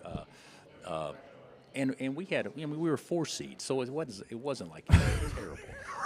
But the bottom line is it hasn't been what we have grown to expect. And so, I've got to do a better job. We've got to do a better job of evaluating and coaching them after we get them. There's no doubt about that. Because in today's time, the way I see it, for us, we're going to be counting on a freshman to be our best player, no question. And best prospect and best player are two different things. But we're counting and banking on him being both, and because I don't think there's any doubt best prospect, but he's got to play to that level, and last year we had it. It's just health didn't allow him to do it. So you could look at it. Well, they made a mistake last year. No, we didn't make a mistake. We just had some bad things happen that was uncontrollable. And, if those things do not happen this year, I think we're right back in the game. And look, to DP's credit, I mean, the best player at the end of the season was Darren Peterson for KU, right? I mean, we saw at different times across the year the Kansas basketball team count on Trey White and count on Melvin Council and count on Bryson Tiller. Lori, But in the NCAA tournament, in the Big 12 tournament, the NCAA tournament, DP was the guy. Like, he played as well as we expected him to play. He was the guy, but the whole thing is he wasn't that same guy where other people played with him the whole year. Right. So it was, even though he was the guy, which was great, but the other players haven't played with the guy. That's a great point. There's a reason that those guys didn't play as well. I mean, because they just didn't have a chance to grow together. But God, he is a talent. His talent is undeniable to me, and it's just disappointing that we didn't get a chance to see the best version of himself. I'm assuming GMs of teams picked at the top have reached out? Oh yeah. People obviously have called, but only the people that's picking at the top. RC's not calling to ask. RC is not asking me about DP. That's exactly right. What do you think? What do you watch? For people that don't know, RC Buford and Bill Self go way back, college roommates, best men. When you watch Victor Wembanyama, what do you think? I hear he's so much more impressive in person than what television can even do justice to it. But I mean, if health cooperates, how does he not go down as the best ever? I mean, at that size, that skilled. I mean, think about his age, and the way he shoots the ball from perimeter, the way he handles. He's going to get stronger. There's just so many things that he does now, and how he can. I mean, he could dominate a game and never score a basket. Right. I mean, or he could dominate a game and get 40. He can get 15 rebounds just by being out there. And the thing about his blocking and altering, it's amazing how good he is. But when you think of that series, it's amazing how good everybody else is too. I mean the Spurs. I mean, everybody talks about Wemby, which they should, but Harper, Castle, and Vasil, Vassell or Vassell, Devin Vassell. God Almighty, how good are those guys? I mean, and it's the same thing with Oklahoma City. It's right. just, I mean, these folks are not going away. This could be the Western Conference Finals for years. That's exactly. It will 100% be. Coach Bill Self of the Kansas Jayhawks, you look great. How's your health? I'm great. I'm great. I'm sure you're sick and tired of getting that question. Yeah, but it's a realistic question because of some stuff I've been through. But no, I feel better than I have in a long time, and it's so excited to get started. We start school Monday, so we can definitely have them on the court on Monday. Awesome. So I'm jacked about that because one thing about recruiting now, you're doing it in the portal via tape. You're not going out and seeing the guys in person. Right. You may get a chance to. So I'm jacked to see what we have, because usually you know what you have coming in. You got your returning guy. We just returned two dudes, and it's not like they were prolific players for us this past year. So it'll be exciting to see everybody in the same gym. Yeah, I'm excited for it. Coach Bill Self of the Kansas Jayhawks, one of the legends in college basketball. Right. No doubt about it. Joining us here at Spring Meetings, it's Big 12 Radio, Big 12 Today, heard on TuneIn, watched on Big 12 Studios. Peterson jams it. Oh, what a finish by Darren Peterson. Just goes right over the top of two BYU defenders, including Keba Keita, for a spectacular finish.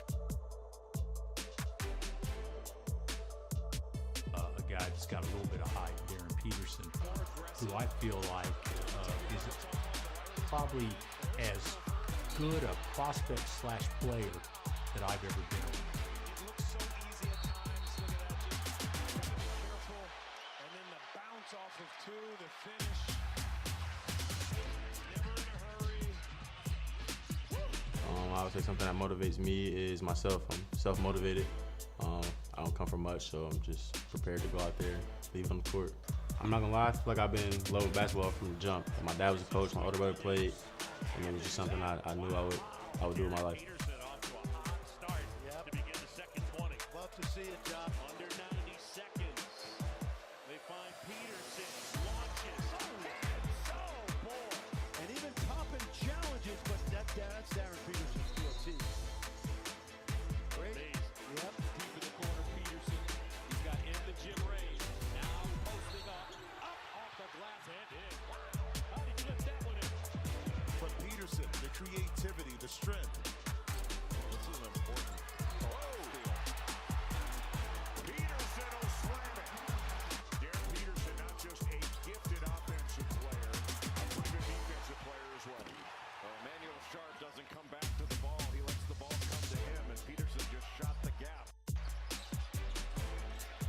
And now he comes up with a one-hand steal.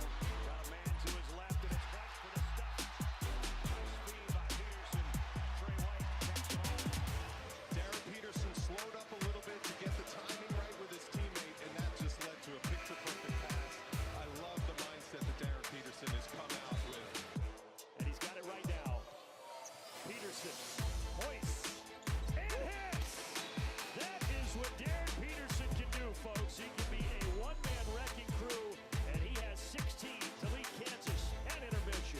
Incredibly poised in this game, letting the game come to him. But in late clock situations, you want to get it to your money guy, and a little crossover there to get a little separation.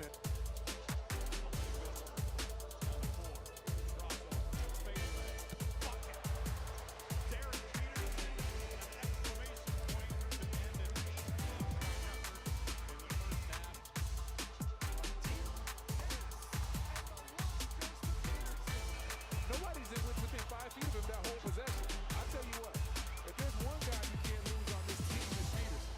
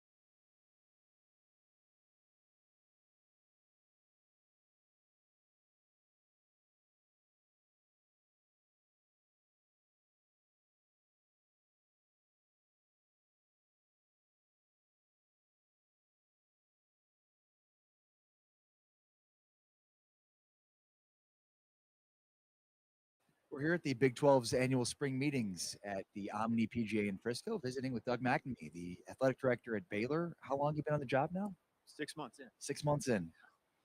Is it like anything you've done before? I had an experience with college athletics, before I left for the private sector for the last 8 years. The best probably comparison I can make in terms of the change and the volatility, shall we say, of the industry was my previous life. We had manufacturing relationships overseas in the tariff environment of the last 12 months before I departed. It was obviously pretty well documented as a rapidly changing environment. I would say just the speed of which things are changing in this space is probably the best comparison I can make. Yeah, that's really interesting. I would have never thought about that, but I totally see that. So where do you come from? Like, you went to Baylor. You're from the Houston area originally, right? South Houston, Lake Jackson. You worked for Chip and Joanna. Who else have you worked for? Like, I'm so interested in your resume. Yeah, so I worked. I started my career with ISP, which became part of the MMR space, became IMG, that ultimately moved to Dale Airfield. So my first years in college athletics were learning to sell on the multimedia rights side, which was such a valuable experience.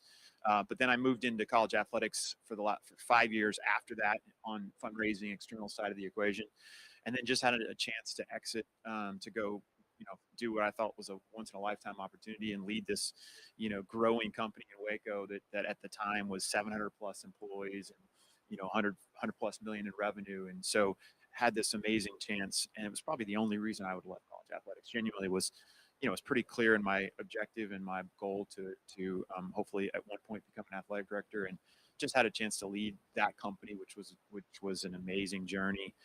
Did so for 5 years. And then the last 3 years, wanted to kind of follow that same, I would say, content to commerce model that Magnolia, became so synonymous with, and got a group of folks together that invested and bought the Old Field and Stream media platform, and in many ways have replicated what we did at Magnolia.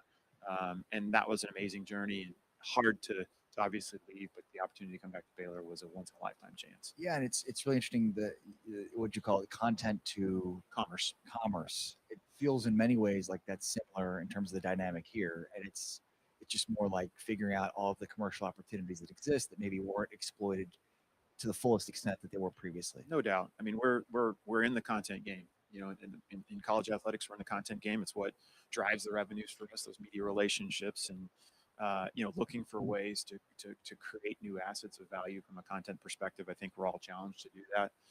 Certainly something we're looking at Baylor. Do you think that just the position of athletic director has changed in terms of just the experience, the knowledge that it takes to do the job? Do you think that it's evolved?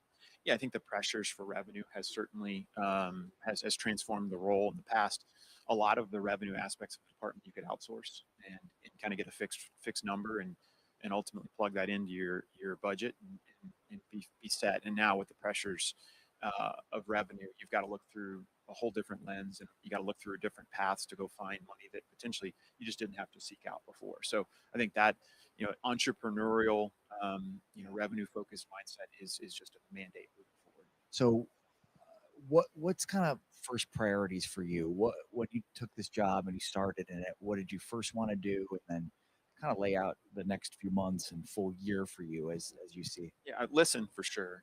I have a lot to learn. I have a lot to understand just in terms of the current state of college athletics and where we are as an institution. For me, as someone that had this rare experience where I attended the last Baylor football game this year as a fan with my 2 daughters, and parked in the regular parking, walked across the bridge, and then three weeks later I was the AD.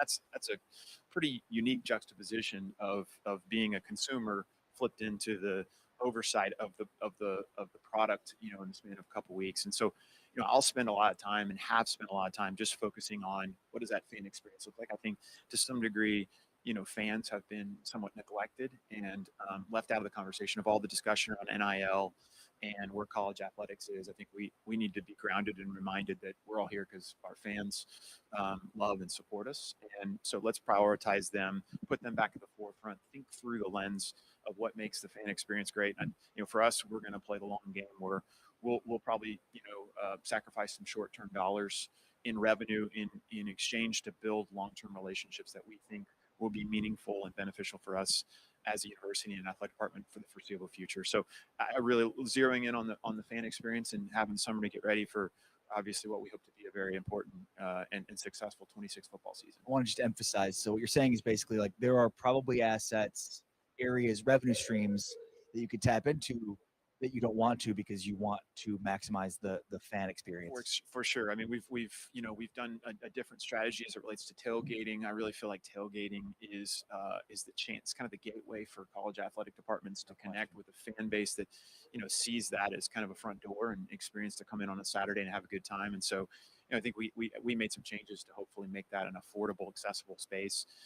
Concessions is another thing. I think it's been long talked about as like the Masters concession pricing, where our goal is to get people in the stadium and then not use that kind of as a bait and switch, and then they have to pull out their wallet and mortgage their house to be able to afford four hot dogs and a drink. We want to get them there, make it affordable to get them there, but then obviously feed them and give them a good time when they're there, because we feel like that long-term commitment for them to buy season tickets, for them to donate to our annual fund, to consider NIL support. We think that's far more of the opportunity, and that may not manifest itself immediately, but if we do it right, you build those deep relationships that'll come to fruition. Obviously, football drives the bus, but Baylor's had a lot of success in women's basketball, has had a lot of success in baseball. What are from a sports standpoint, what are your priorities? Maybe priority is not the right way to put it, but how do you look across the entire athletic department to make the right investments? Yeah, I mean, we've said this, and we'll see.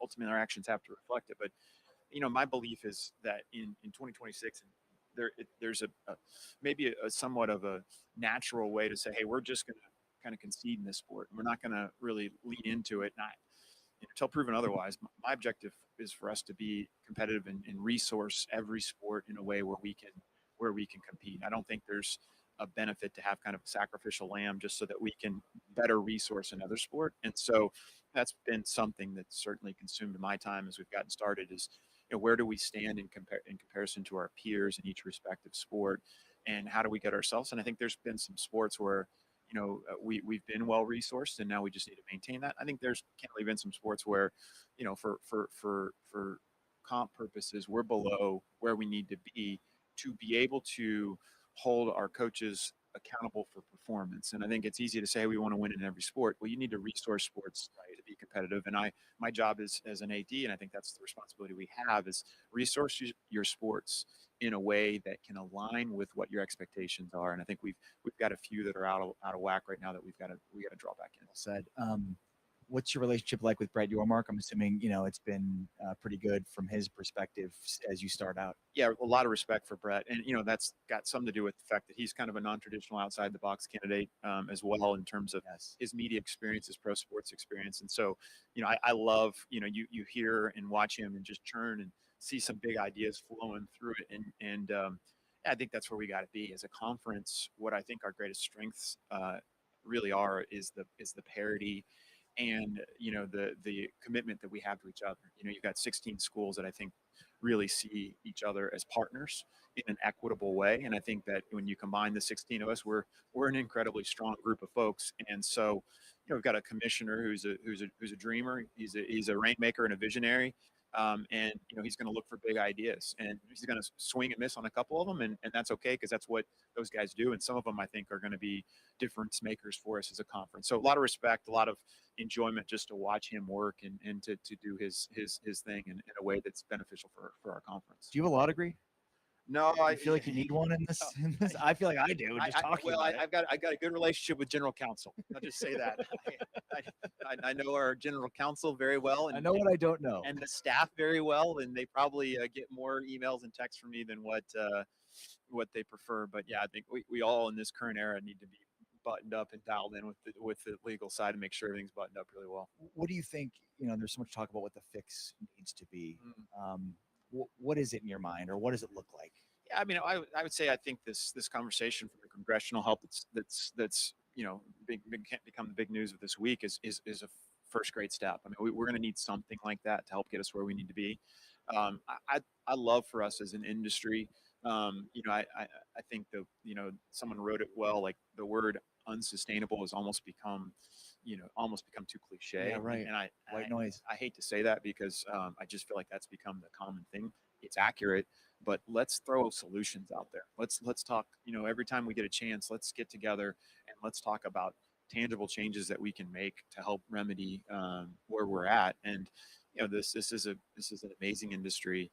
People are tuning in to watch at record levels with amazing, first and foremost, student athletes that are students first, putting up great scores. We're at Baylor very fortunate. We had the highest GPA from the spring semester that we've ever had. All of our teams were 3.0 or higher. So there's a lot of good stories that are happening. We need to focus on that and focus on the solutions, I think, more so than focusing on just acknowledging the challenges and the problems. Do you think that there's a path towards some semblance of collective bargaining? Do you think that's the fix more than congressional intervention? I think that's certainly a possibility. I mean, that's just gets out of my lane to really know what the potential cons are associated with that. To me, set aside the negotiation terms and the legalities of it. I'm always, transparency and collaboration usually merit and equate to good outcomes. And I realize that's more complicated when you talk about the CBA and collective bargaining and all that. But to me, an inclusive conversation that really talks about what are shared objectives and what are we all collectively doing to say what can we do to leave it better for the group that comes behind us, and whether that be administrators, presidents, student athletes. I think that's a healthier conversation. And so if that's what's necessary for us to get there, great. If it's necessary, if it's possible to do that, absent of that, but the student athletes still having a very prominent voice, I'm an advocate of that. So I would just say, whether it's CBA discussion or not, collaboration and open dialogue and transparency, I think, is the key for us. Doug McNamee is the new athletic director at Baylor, and we appreciate you joining us here on Big 12 Radio at the spring meetings. Enjoyed it, man. Thank you. Yeah. We're visiting here with Doug McNamee, the new Baylor athletic director, the Big 12 spring meetings at the Omni PGA in Frisco.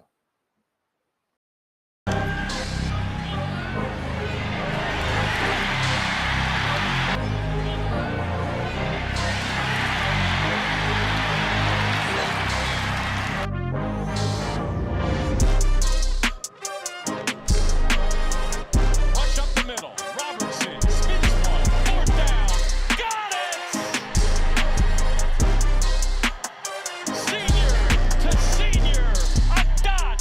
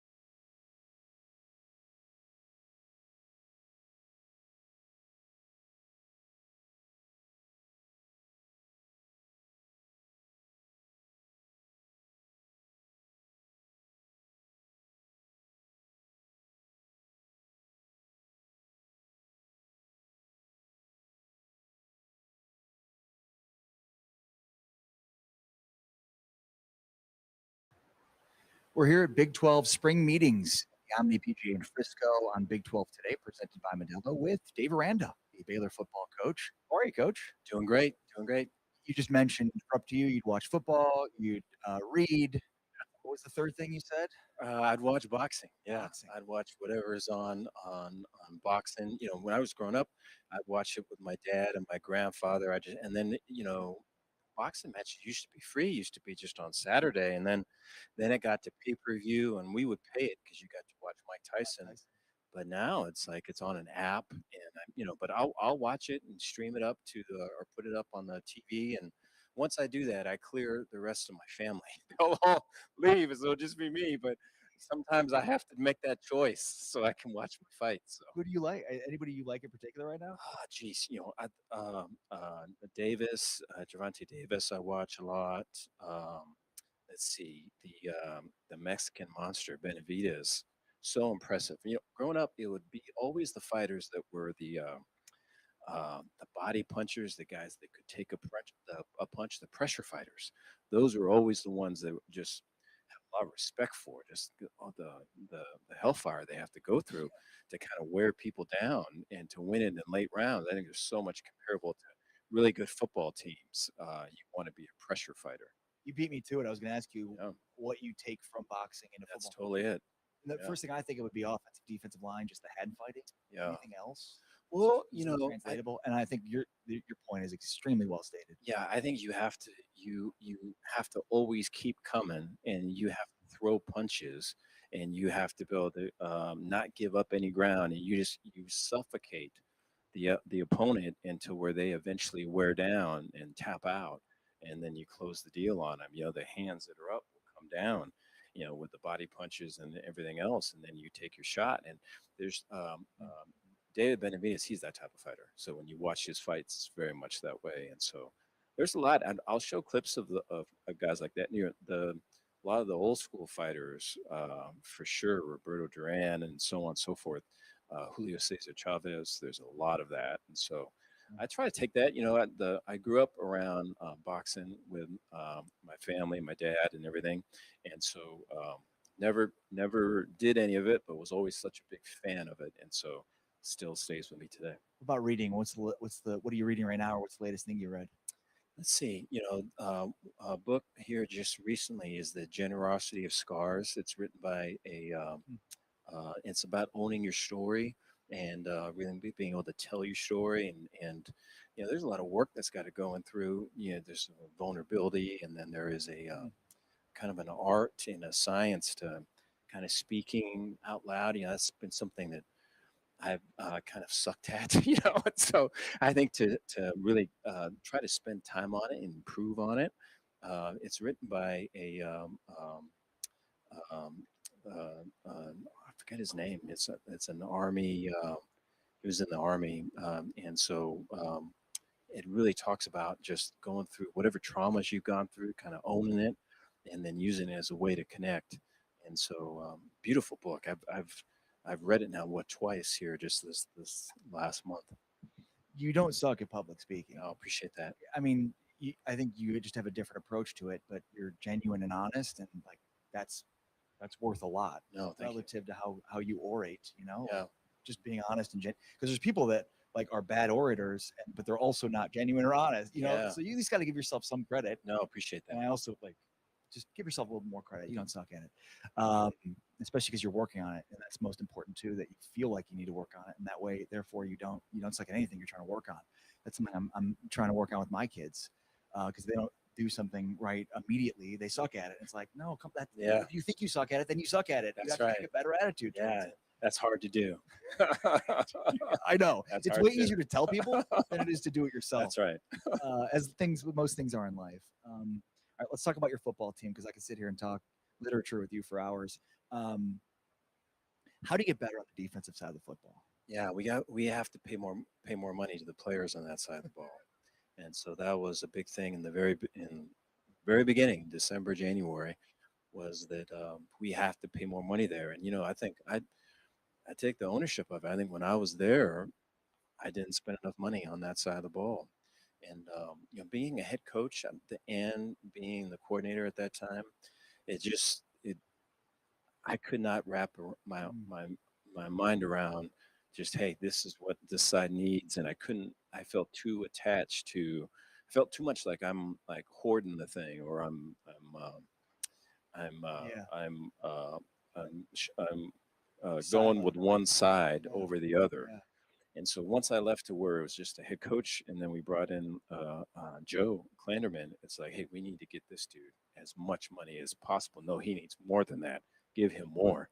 And so that's been way freeing. And we've got some really good players on that side right I now. mean, knowing how good defenses you've coached over the years, I mean, some incredible defenses. Yeah, it's been very frustrating last couple of years. Very frustrating. That's how hard has it been on you? I mean, obviously, Baylor fans, I know, will let you know that. Yeah. For you, you've had some great defenses. You know defensive football. No, I appreciate that. Yeah, it's been really hard. Yeah, I think it's yeah. We looked at. I think today they're putting up some. The CFP was putting up deals of here's Utah season, and they showed our score versus them, and it's just So those are just. I think all that stuff happens for a reason, and the way I look at it, and what can I learn from it? How can I be better at it? And in today's game, and you have to invest, and you got to get a return on your investment. And we just did not put it. I did not put enough money on that side of the ball. We do now. We got really good coaches on that side of the ball, guys that I trust and believe in, and we're going to be much better there.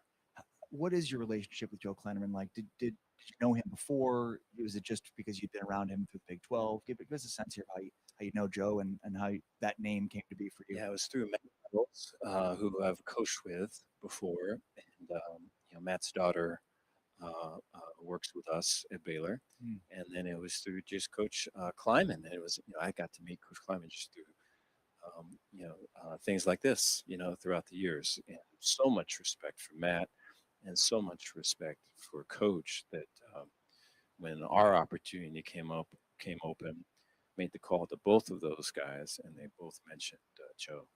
And then, it's funny because in reviewing all of the film from us and, getting ready to play whoever we're playing, a lot of times Kansas State would play them prior. And that would always be the game that I would review again and again. Hey, these guys, they figured this team out, whoever it was. They're playing them smart. Hey, I see why they're doing this. Oh, hey, they set them up here. See what had just happened? And that was Joe again and again and again. And that's what I told him. The first time I talked to him on the phone was I told him that, hey, man, your film's been speaking to me for however many years. And it's cool we're getting the chance to talk like this. So how involved are you then? I mean, because I think you'd be doing disservice to Baylor's defense if you weren't involved in some capacity. And how similar is his style to the style schematically that you've run? The coverage is going to be way different. Coverage is a lot more, it's either zone or man. I think, Baylor, we ran kind of a more of a matched quarters, matched too high coverages, and his is either it's man or it's zone. And so I think what is important on his side of it is the pre-snap keys and clues, and being able to get to your landmarks and recognize kind of routes that are coming and quarterback indicators, and play fast at the end of it. And so I think it's less of, hey, this is what the defense has got to do. It's more of, hey, here's what the offense is going to do, right? Get to where you're going and play fast. And I think that's needed for us. But I think front-wise, they let the front go. There's a lot of twists and stunts, and trying to get a 1st and 10 to a 2nd and 12, and trying to get out of 3rd and 3 and get to 3rd and 8 and 3rd and 9. And so really effective in those down at distances with all the confusion and line stunts, line movements that he uses. Do you feel like you're going to have a more effective defensive line? Yes. And do you know the status of Wheeler at this point in time? Don't know. Yeah, I wish we did. Me too. Yeah, but He's a game record, man. He is. Yeah, the front's going to be much better. I think we've gone from one end to the other end, and time's going to tell with that. But we've got guys there that have played a lot of football, guys that have a certain aggression and attitude about them that you want to have on your front, and they've really just changed the whole outlook on that side of it. And and then you got Joe that knows how to use them and where to put them, and so you feel good about that mix. All right, tell us about DJ. DJ Lagway obviously is a guy that was one of the highest recruited quarterbacks ever. What have you seen from him in spring, and do you think that this could be kind of a fresh restart for him? I'm pulling hard for him. DJ is a kid that all this unbelievable talent, and he's got a heart of gold, and he just wants to have success. I think that his last stop was a hard spot for him. I think there was a lot of incoming that he took, and for him to kind of have, like you're talking about, a fresh start, and to be at a spot where there's other guys that are kind of like him that have had been chopped down, and when they're working their way up, they find this big old chip on their shoulder, and so he's a leader among that. And I think whether it's spring break and he goes to Florida and he's got a bunch of guys going to spring break with him, or it's staying after to work on 7-on-7, or it's watching film with receivers or going through protections with offensive linemen, he is such a leader from on the field and on the grass, and he just brings guys together. And he when just from him being with us for the semester that he was, you sit back and you look at it, and your first takeaway is that this boy wants it. He's working hard. He wants this, and so I think everyone can feel that, and that energizes you when you see that, you feel that. Baylor football coach Dave Aranda joining us here from the spring meetings for the Big 12 at the Omni PGA Frisco here on Big 12 Radio. Thanks for your time. Appreciate it very much, Coach. Good luck. Appreciate that. Thank you. Dave Aranda joining us here on Big 12 Radio, presented by Modelo, heard on TuneIn, watched on Big 12 Studios. And it's broken up. Latrell McCutcheon is a bad dude. Pat McCutcheon absolutely changes this ball game.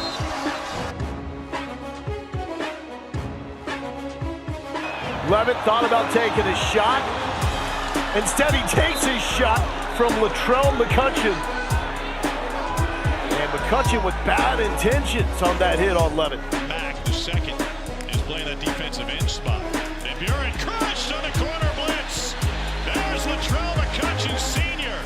First sack of the season, and it was a loud one. Out of an empty set. Murphy finds Wells, can't hold on. And they rule that incomplete. Latrell McCutcheon, who Willie Fritz believes is an NFL player with the PBU. Well, he is some player, not afraid to make tackles either. High snap. Welch wrestled down the backfield. That's Latrell McCutcheon, A willing tackler. He's a guy he only goes about 185 pounds at 6'1". Another bad snap and exchange, and McClain has to run for it. He lost his hat. McCutcheon absolutely changes this ball game. That's 126 nationally. Awful. Quick toss. Man. Gets popped. The ball is out, and it's out of bounds. Two leaping Cougars defenders, and Latrell McCutcheon and Sione Fotu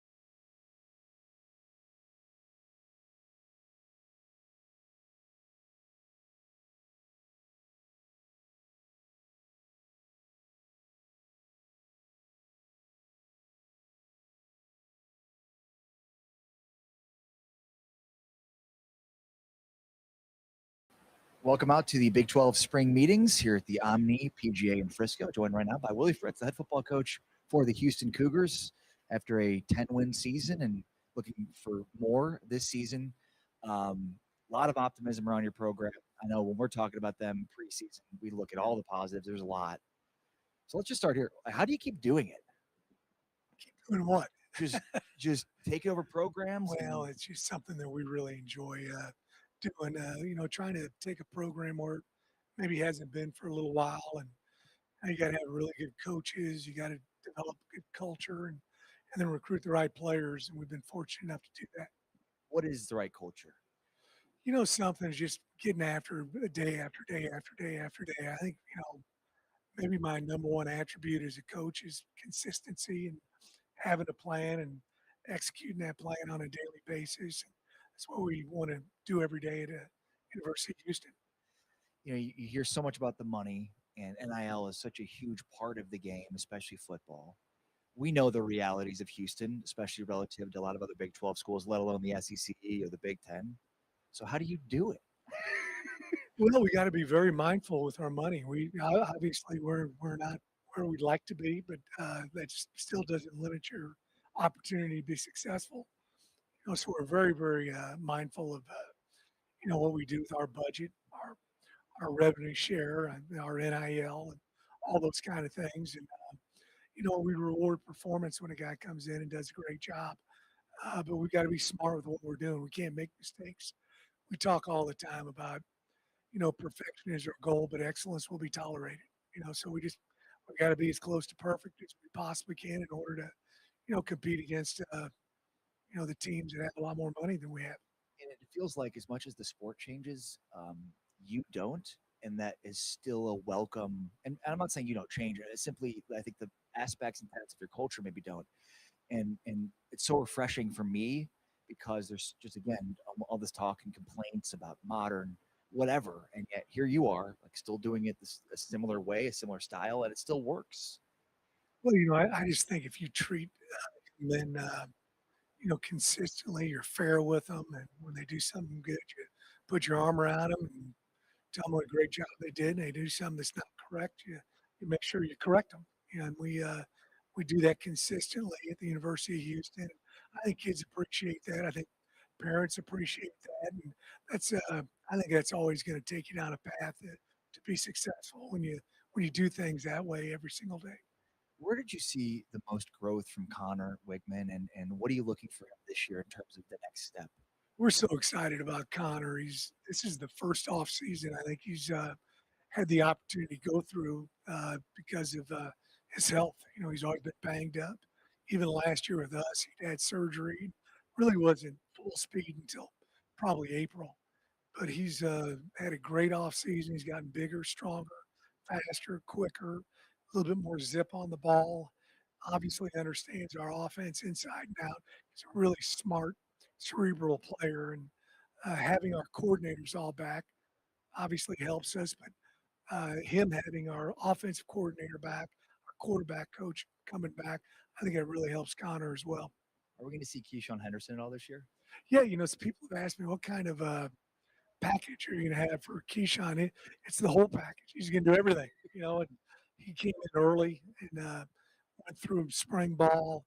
He's another guy. Him and Connor both are students of the game, and I got to kick him out of the office. Those guys are up there all the time.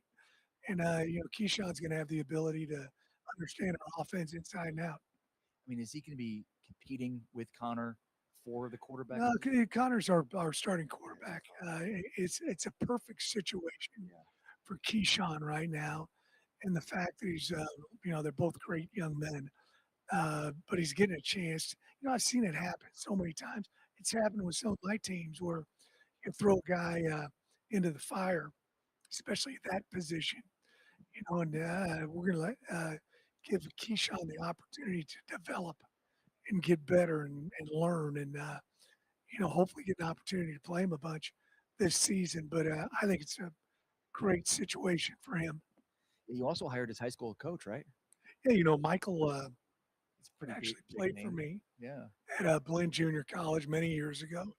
I've maintained contact forever. We probably talked once or twice a month since he played for me. In '96 was the last time he played for me. So I guess 30 years ago. And you know, yeah, I when I first took the job, I tried to get him on staff, and he wanted to go ahead and finish with what he was doing. And we were very fortunate to have Michael as well. He knows everybody in the city of Houston, and great recruiter and a great coach. Yeah, I mean, it's crazy how well it worked out. Like you said, to be able to recruit, a player that was played for you. In fact, I remember talking to you, and Keyshawn didn't even know that Michael played for you. He didn't know that. We actually offered him before his junior year. We were the first school to offer him at the Power 4 level, and a lot of that was my faith in Michael and his evaluation of Keyshawn. Plus, he'd been at our camp at our previous school, so that really gave us a head start on getting a quality player like Keyshawn. Yeah, I mean, and a lot of other programs came in and offered him, but not at quarterback. And he jumps in the recruiting rankings, and suddenly everybody wants to offer him a quarterback. So was Michael's about, like, I guess, how did you have maintained confidence that you still wanted to recruit him as a quarterback despite everybody not doing that? Well, it really didn't matter to us. We had him in camp, and we really liked what he did at camp. And then also Michael's eval, weighed very heavily in his favor. And then I really like the demeanor of the young man. Him and Connor both have got that quiet confidence that you like to have, and it's not where they're a braggart or anything like that, but they got a lot of confidence, and you want to have that out of your quarterback. Are you, when you took this job, are you right now where you expected to be a couple of years in? Yeah, we feel good about where we're at right now. We've done a really nice job with high school recruiting and portal recruiting. So I think we're in a good spot. The thing I'm so proud of and lucky is the fact that I have not gotten on a plane yet to go recruit.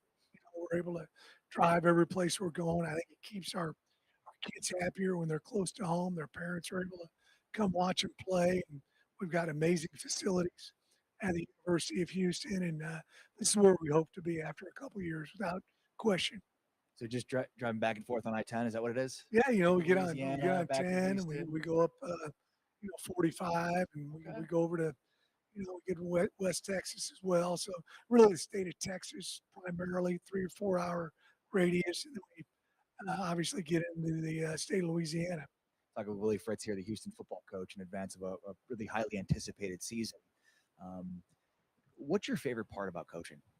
Oh, the relationships, not just with the players, but the coaches and the managers and the trainers, everybody involved in it. I've got, lifelong relationships. There isn't a day that goes by where I don't hear from one of my former players. Sometimes 3, 4, 5 of them. I had a good time the other day. I went and watched a couple of my guys playing the UFL for the Houston Gamblers versus the St. Louis Battlehawks. It's fun to watch those guys and see their parents and all those kind of things. So the relationships is what really drives me. What's the most important characteristic of leadership? Well, once again, I think it's consistency. You got to have that plan, but you got to do it day after day after day after day. And some people can do it when they're in a good mood. They can't do it when they're in a bad mood, or they change things up. Every 2 weeks. I just think you got to be very, very consistent. People will follow if you're consistent and you have a good plan of attack. Willie Fritz, just like clockwork, man. It's incredible. He takes over programs and lifts them up, and before you know it, he's got 10 win seasons. Looking for another one of those this year. Congrats on a great season last year. Looking forward to seeing your team this year. Thank you very much. I appreciate you having me on. Go Cougs. It's Willie Fritz, the head football coach of the Houston Cougars, here from the spring meetings at the Omni PGA in Frisco on Big 12 today, presented by Modelo. One of my favorite people to talk to, one of my favorite people to listen to talk, because you are so genuine and open and honest, and it's a breath of fresh air in a world that's not. Kenny Dillingham is joining us here from the spring meetings at the Omni PGA in Frisco. How are you, Coach? I'm doing well, Just drank about 15 water bottles, so I'm ready to rock. Did you pee? I mean, do you? Of course. I mean, of course. That's the way to, give a little reprieve from the meetings every once in a while. Because I remember that was your trick last year in Orlando. We constantly saw you going back and forth. Yeah. It's I got a system. Now that I have you, I mean, I want to talk about your team in this season because I'm excited, but there's a lot of things going on in your sport and in college that is just interesting to me, and I would love to get your perspective on it. 24 teams for a playoff? Yeah, I'm for anything that we think is best for the sport. So if we think adding more teams to the sport is the best move, then great. If we think not adding more teams to the sport is best, then that's great too. Like, I just want to get the best teams in. I want to try to create a schedule that, allows to end as close to January as possible. But whatever gets the best teams in consistently, whether that's 12, 24, whatever that number is, I don't really have an opinion. I just want the best team to win. I think the best team did win last year. Yeah. Do you think 24 gets us closer to that, further from that? Do you think it is best for the sport? Do you think people are looking out for the best interest of the sport? I don't know. I think Mike Elko said it best the other day in terms of, do you want the regular season? Who really knows what advancing it to more teams does to the regular season? Does it hurt it? Does it help it? Does it dilute it? Who really knows? I don't know the metrics behind that, and I don't really worry about it. I just focus on trying to make our team the best we can be, and hopefully we get a chance to get in there and to compete, whether it's 12, 16, 24, whatever that number is. But I do think anytime you can compete in those settings of the best teams in the country are facing each other, I think it's a positive for the sport. When you recruit, and maybe the portal or maybe high school recruiting, and you're going up against maybe a program from the SEC or the Big Ten, do you already have a preconceived idea of what those hurdles might be in terms of recruiting? No, I mean, I think it just depends on the type of kids you're recruiting, the same hurdles that you've always battled. Obviously, there's more hurdles now naturally in the sport than there was 10 years ago. But it's really just understanding who you're recruiting first, understanding, what they sell, what their priorities are. And for me, it's all about us. I really don't care who we recruit first. It's all about us. We want guys who want to be in our program. We want guys who are committed to what we're committed to. And I think that's the key for us, is finding our kind of guy, finding people that want to be Sun Devils, finding people that want to wake up and are going to have a smile on their face to show up every single day to go to our building and work as hard as they possibly can work. So that's our challenge. It's not about it's not about recruiting. It's about retainment, and it's about signing the right guys. And competitive. You want competitive guys. Very competitive guys. And how do you, what are you looking for in that to understand how competitive they might be? One, when they practice, like when our guys go on the road, are they competitive? Do they want to compete when they're on campus in different things? Do they want to play you in a video game? Do they want to play pool? Do they want to play ping pong? Do they want to compete? Do they want to play bags? Like, there's so many ways that you could figure out if a kid's competitive. So, is a kid competitive? Is he a good person? And to me, we have 3 core values: be a good person, make good decisions, and have more fun working harder than anybody in the country. Well, being a good person is a minimum standard, right? Making good decisions should be a minimum standard. Are guys going to make their bad decision once in a while? Yeah, nobody's perfect. I'm not perfect. But then have more fun working harder than anybody in the country. If you don't love competition, if you don't live it, if you're not obsessed with it, how are you going to be the best version of yourself? And how are you going to be happy every single day? Nobody can be happy, in my opinion, in a competitive or the environment that we create if you don't love competition, right? Because you're going to live in it. So if you don't love competition, then you're not going to have more fun working harder than anybody in the country. So yeah, we have to find those things in order to fit our culture. Is Cutter Boley your starter? We have competition right now. I was very happy with how Cutter performed in spring. He did an awesome job. Keene did an awesome job, and he's a local dude from Arizona. He was a part of the worst game I've ever been a part of in my life. He was the quarterback at Fresno State in my year 1. Or I shouldn't say that. Almost every game year 1 was the worst game I've been associated in my life, other than the UCLA game. And we've definitely got a battle. Jake Fetty's in there, Cam Dyer. So we got a battle going into camp.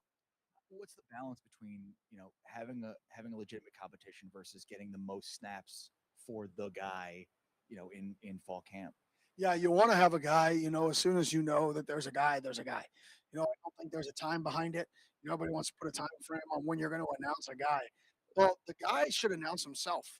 That's how I view it. If you don't announce yourself and you make me make a decision, right? Well, then I'm eventually going to have to make a decision, in my opinion, before week 1, because I want our team to know who they got to rally behind. So we'll make a decision before that week 1, but hopefully a guy, announces himself and he makes there become a gap big enough that everybody sees it.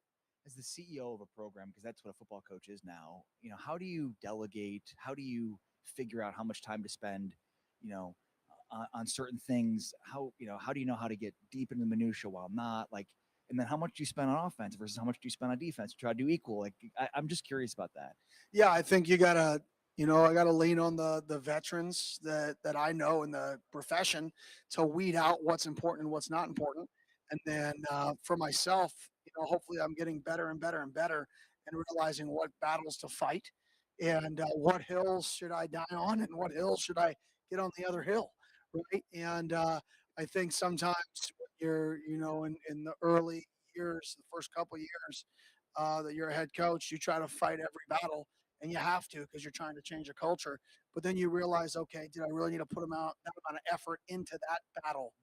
But you don't know that until you've been through it and realize that was a waste of my time, right? So I think just the older you get and the more you do it, I think you figure it out and you find your place. And I think that's why you see some guys who have done it for a long time really just take it and have consistent success because they've really found that balance of what are the important things and they double down on it. Have you always been an old soul? Yeah. You just are wise beyond your years, and not I'm 40, almost 41. You're younger than me, but man, you teach me so many things. I feel like you just have this. You're just wise beyond your years. I don't know about that. You should talk to my wife if you feel that. Always going to be the case. But have people always told you you're wise beyond your years? No. People told me I was always going to coach. When I was 15, 13 years old, catching, people were always said, "Oh, Kenny, you're going to make a great coach." I'm like, I thought I want to play in the MLB. Golly, this is a little quick, right? I'm 13. You're already crashing my dreams, but I'm glad you think I'm going to be a coach. So, but they were all right. So they sensed my own athleticism from an early age, but at least I had passion for sports. Was it work ethic? Is that what they saw? I don't know about that. I think it was just, I just loved the game and I would always study the game. I would always, when I played baseball, I wanted to be the catcher because I wanted to call pitches and act like there was a pass ball so I could pick off the runner at first. I was always trying to be, unique and create an advantage in the game. How's your son? He's doing great. I got 2 now. I got a little 4-month-old and then a 4-year-old. So yeah, we're playing man-to-man now. 2 boys. 2 boys. Awesome. And 3.5 years apart? Is that what it is? Yep, about 3.5 years apart. Pretty much the same exact distance of age between my 2 boys. So that's awesome. Congrats to you and your wife. Thank you. I appreciate it. Can't wait to see them both at Sun Devils games this year. That's the plan. Yeah. All right. Well, appreciate your time as always. Take care. Be well, and can't wait to see your team this year. I don't know why. To me, you've got a level of credibility that I don't even need to see your roster. I know your team's going to be really good because you're the type of coach that gets your team ready to play, and I know you get fired up to compete as a coach. And to me, I just love that. Well, I appreciate it. Yeah, I like our team. I like our guys. I feel good. And like I said, I think we got a lot of guys who are hungry and they're really convicted about what they want to achieve as a team.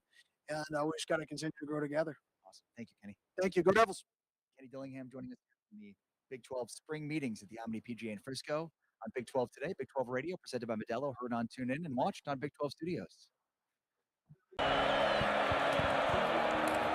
And Sims will keep it. Nice decision there to get deeper into Utah territory.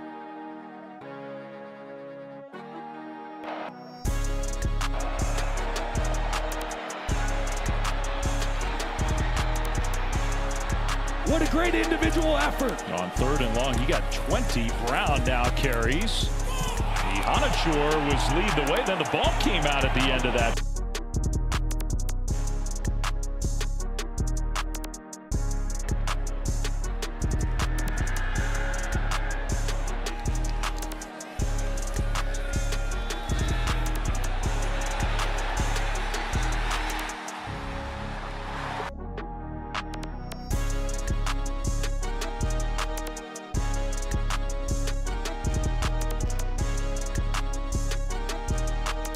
is ticking away. Sims in the pocket. He's going to throw short, and that's Brown. It's been dismal so far for the Sun Devils. That has to feel good. Willie Brown, they go right back to him, and he sprints to midfield. Chased by Tion Parks. Brown all the way, touchdown.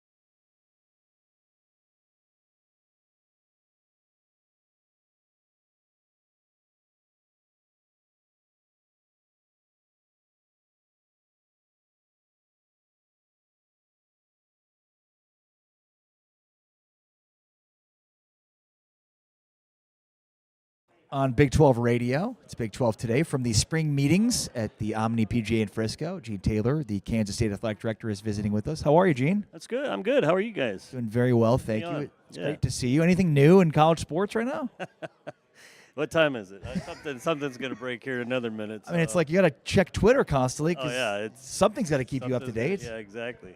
No, it's a crazy time of year. Obviously, spring meetings bring a lot of discussion about the industry, what our conference is doing, all those kind of things. So, and you get to see all your colleagues and coaches and get them together. So it's always a fun event, but there's a lot of work being done too. Yeah, I'm curious as somebody that has been a part of the Big 12 as long as you have, with K-State being as a member of the Big 12 as long. Like, how are things different now than maybe they were 5-10 years ago at these meetings?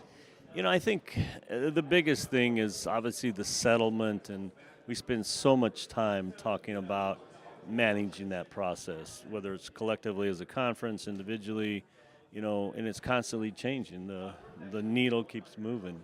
And before, everything was pretty consistent. Before the settlement, it was all about, just how do we get better as a company. We were still having those conversations, right? But we all kind of you had so many scholarships you dealt with, you had your budget. You didn't have to worry about some of these outside influences. Right now, there's so many outside influences on our industry, whether it's courts or judges or attorneys. That's what makes it a lot more difficult now. How deep is so basketball, football, men's, women's football, we know that those are high ticketed items, let's say. Right. How deep does that go? Like baseball, we know. What about softball? Like I guess what I'm asking is, how much are you managing the roster spend? Is it across every sport now? Are there certain sports it's not touching yet? Yeah, I mean, I will say, it depends on the institution, right? Some institutions are not sharing it across all their sports. And maybe they're investing in scholarships in those sports. We at K-State are investing a little bit in all of our sports. But, the roster spin in baseball is starting to get higher. It's not where the basketballs are or the football, clearly, but it's getting higher. For us, our track program is really beginning to come up the rise, and he's having conversations. So we've tried to figure out with coaches what investment that we can make is going to help you win championships. Is it rev share dollars or is it additional scholarships? And so some of the coaches have decided, maybe I need more scholarships. And so, but we have to still be careful. We still have a budget to manage. Right. So every scholarship's more dollars. Yeah, it's exactly. Not just, It's not free money, but I think coaches are also trying to figure out how to build a program, at least in the Olympic sports, either through scholarships or some NIL portion. When you hear there's programs in football spending above the cap, and obviously I'm sure you don't need to hear about it. I'm sure you know that's going on. What do you think? What does that make you think? Well, I've been pretty vocal. I'm pretty frustrated that, this whole thing started. We had a cap, and everybody, as soon as we have it, everybody's trying to circumvent it. Not everybody, but a lot of schools. And what's realistic, right? I mean, if someone's saying they're spending $40 million on football, I'm having a hard time do the math. Okay, you give them $15 million from your rev share, which is about what everybody's doing right now. So that means you're giving another $25 million in above the cap NIL. Well, we know that's not going through and being approved, and the schools that are trying to do that are frustrated with CSC, and it's really not CSC's fault. They're putting deals through that are not true NIL, and so they're trying. So if you think about where this started, name, image, and likeness, some of these athletes, the dollar value they're trying to pay them isn't really name, image, and likeness. It's just trying to pay them more money so they'll play for them. So that's hard to manage and hard to figure out, and we as a conference are trying to make sure we stay competitive, but some of these numbers are just out of control, in my opinion. Why Casey Alexander? What stood out to you about him? There was a lot of things. Obviously, his confidence, his success at everywhere he's been, his ability to win at a high level, even though, they weren't a high major, but they won at a consistent level. His plan that he produced in front of us and we talked about is how he's going to develop players, how he was going to build his roster, all those things. I thought he eventually just became a really good fit for what we were looking for. And so far, it's proven true. I mean, he's obviously we're a long way away from playing a basketball game, but he built his roster pretty quickly. He built his roster with the type of players that he likes to coach.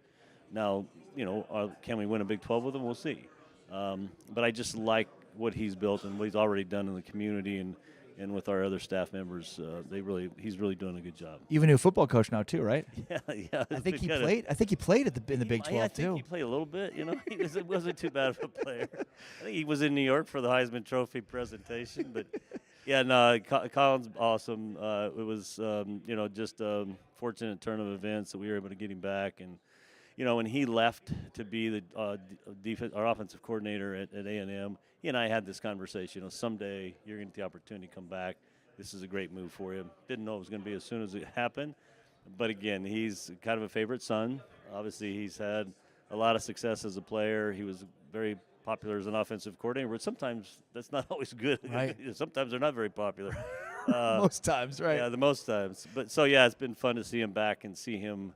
It was funny. I'll tell you a real quick story. At his first spring practice, I walked to him after practice and put my arm around him and said, "Hey, welcome to your first day as a head coach." He goes, I said, "You look really comfortable out there." He goes, "Gene, I had no idea what I was supposed to do or I was supposed to stand. I just was feeling really out of place." It was pretty funny. It's like, well, you look like you knew what you were you doing. look like you played the role. Gene, thanks so much for your time. Be well. Thanks. Appreciate it. We'll see you throughout the year. Yep, Take care. absolutely. Gene Taylor, the athletic director at Kansas State, joining us here on Big 12 Radio at the spring meetings here at the Omni PGA in Frisco.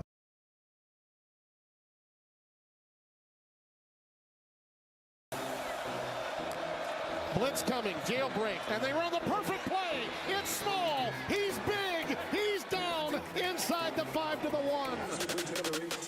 BJ Payne tripped him up to save the touchdown. What an effort here. And there it is. They fake the handoff and to the backside. And another tackle for loss at the 20, this time by BJ Payne. They tried to get the man on the edge on the far side, and BJ was having none of it. It's always about how you finish. Kobe Williams hit by Payne. Second down. And he'll make you pay. Handoff. Parker gets stuffed, stays on his feet, and now is going to go down. 12 play the drop. Hands off to Highshaw. Steps through an ankle tackle and rumbles below the 30. BJ Payne finally got him to the turf. Kansas State going to try and put some pressure on him. Floor steps up, floats one toward the end zone, does not have a receiver there. And that's an interception to end the half. BJ Payne with his first interception of the year. 4th downs this year. A big one in this second half. Brown stopped originally, and the ball comes out. Is the play dead, though? The whistles came after the ball came out.